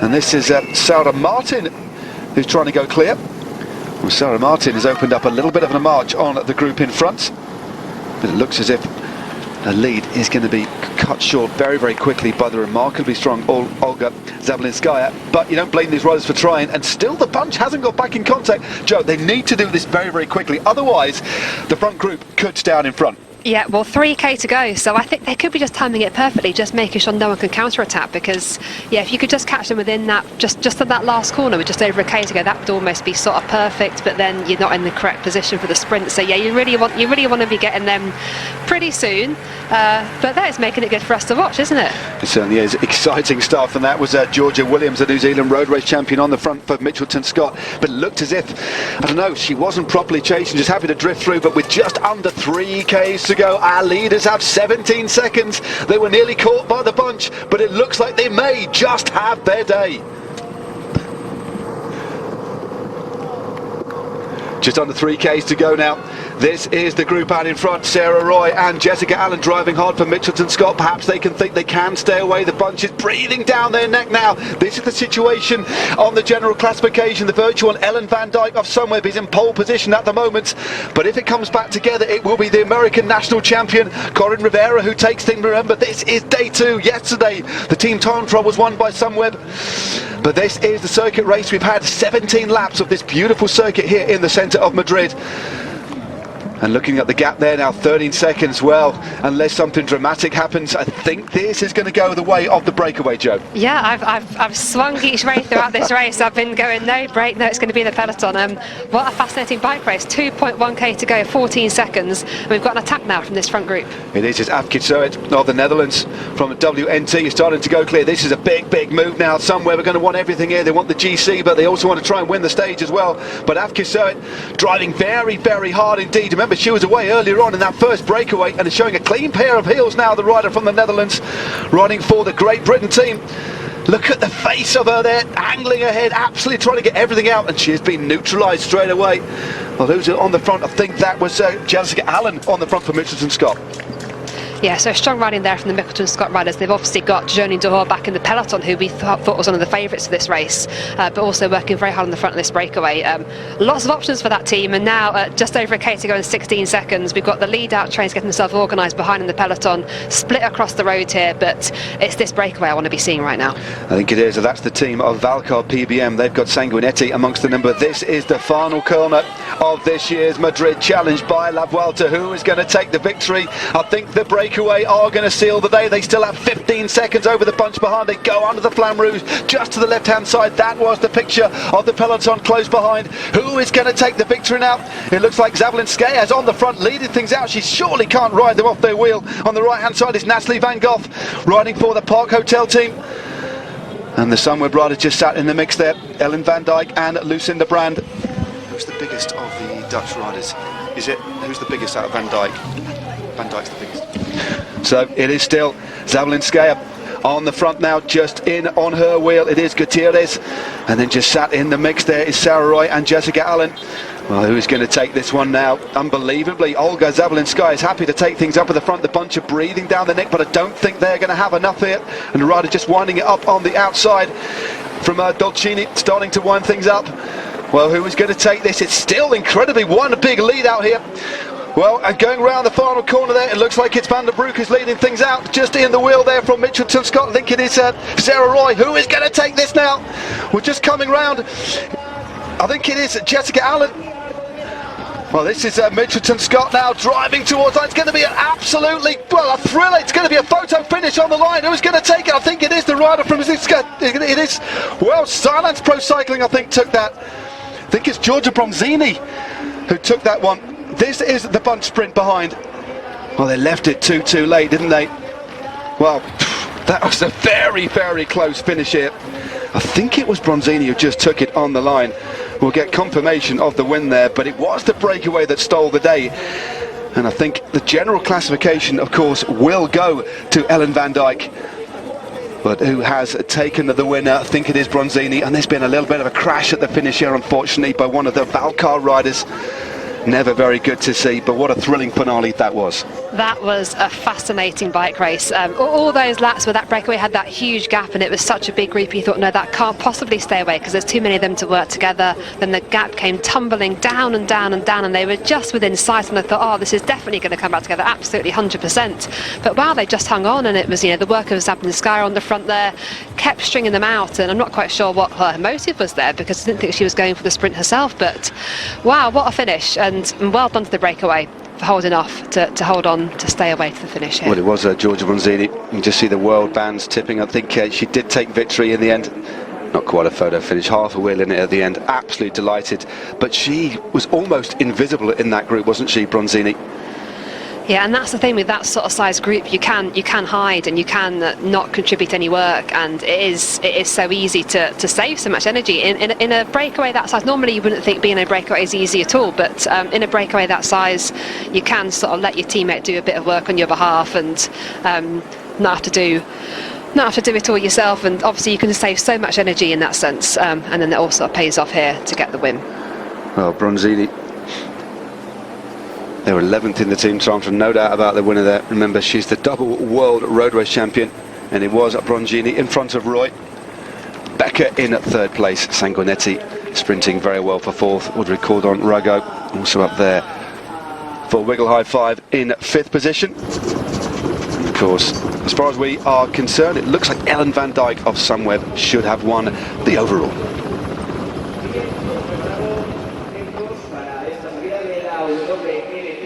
Well, Giorgia Bronzini, the double world champion back in 2010 and 2011, she takes the win. And Bronzini, I understand, is going to be hanging up her wheels at the end of this year. I wonder if she'll have second thoughts about that. Really rolling back the years there. There we go, this is what happened earlier on. This was Corin Rivera taking in the opening sprint of the day ahead of Farley. And the multiple sprints today. An interesting format to this race, making it very attritional indeed. But Rivera taking the first sprint. The champion of America, riding for Sunweb, of course. Had a good year this year, won their women's tour. Scoring maximum points in front of Emilia Farlin. And then sprint number 2, well, it was a complete reversal. It was Emilia Farlin, the Swedish champion, who took the points just ahead of Rivera. Farlin going very, very long. But the long tactic and sprint paying off. Rivera coming very close the last few metres, but then maximum points and of course the all-important time bonus going to Farlin on that occasion. And then we had a breakaway that went clear shortly after this, and it was Dom Slick Gonzalez, and it was Slick of FDJ running for the Netherlands, the 27-year-old who took the next sprint uncontested. And then she also took the sprint after that as well. So maxing out on the points on laps 6 and 8. And then the next couple of sprints, well, they were taken by the same person as again. It was Sanguinetti of Italy, running for the Valcar PBM team. Ilia Sanguinetti sprinting extremely well to take maximum points on sprint number 10 and 12. And there we go, taking it just ahead. I think that was Van Dijk on that occasion. And she took the next sprint as well. Haven't got quite confirmation of who has won the intermediate sprint classification. But this was the next one. This was this big group again that Sanguinetti, this was the break that eventually won the day. Sanguinetti running extremely strongly.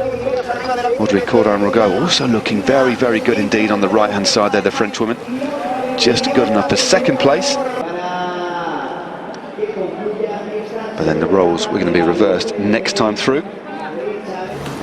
The replay of that sprint, but this time through it was Audrey Cordon-Rogot who did take the sprint, looking extremely sprightly, taking the wheel of Van Dijk and going through the centre, far high cadence, looking very, very punchy indeed, and having to take third place at Sanguinetti, bowing her head. And that was the final intermediate sprint of the day, and from that point there were 3 laps, and it was this rather large group that was going to win the day. And this was the final sprint. And you can just see in the centre of the screen there, sitting pretty, and that's experience, isn't it? The experience of a former world champion, Giorgia Bronzini. I don't think we'd even mentioned her early on, almost invisible, but she was the winner on the day, coming through the centre very, very late indeed to take the sprint from Sarah Roy. Big, big victory from the Italian.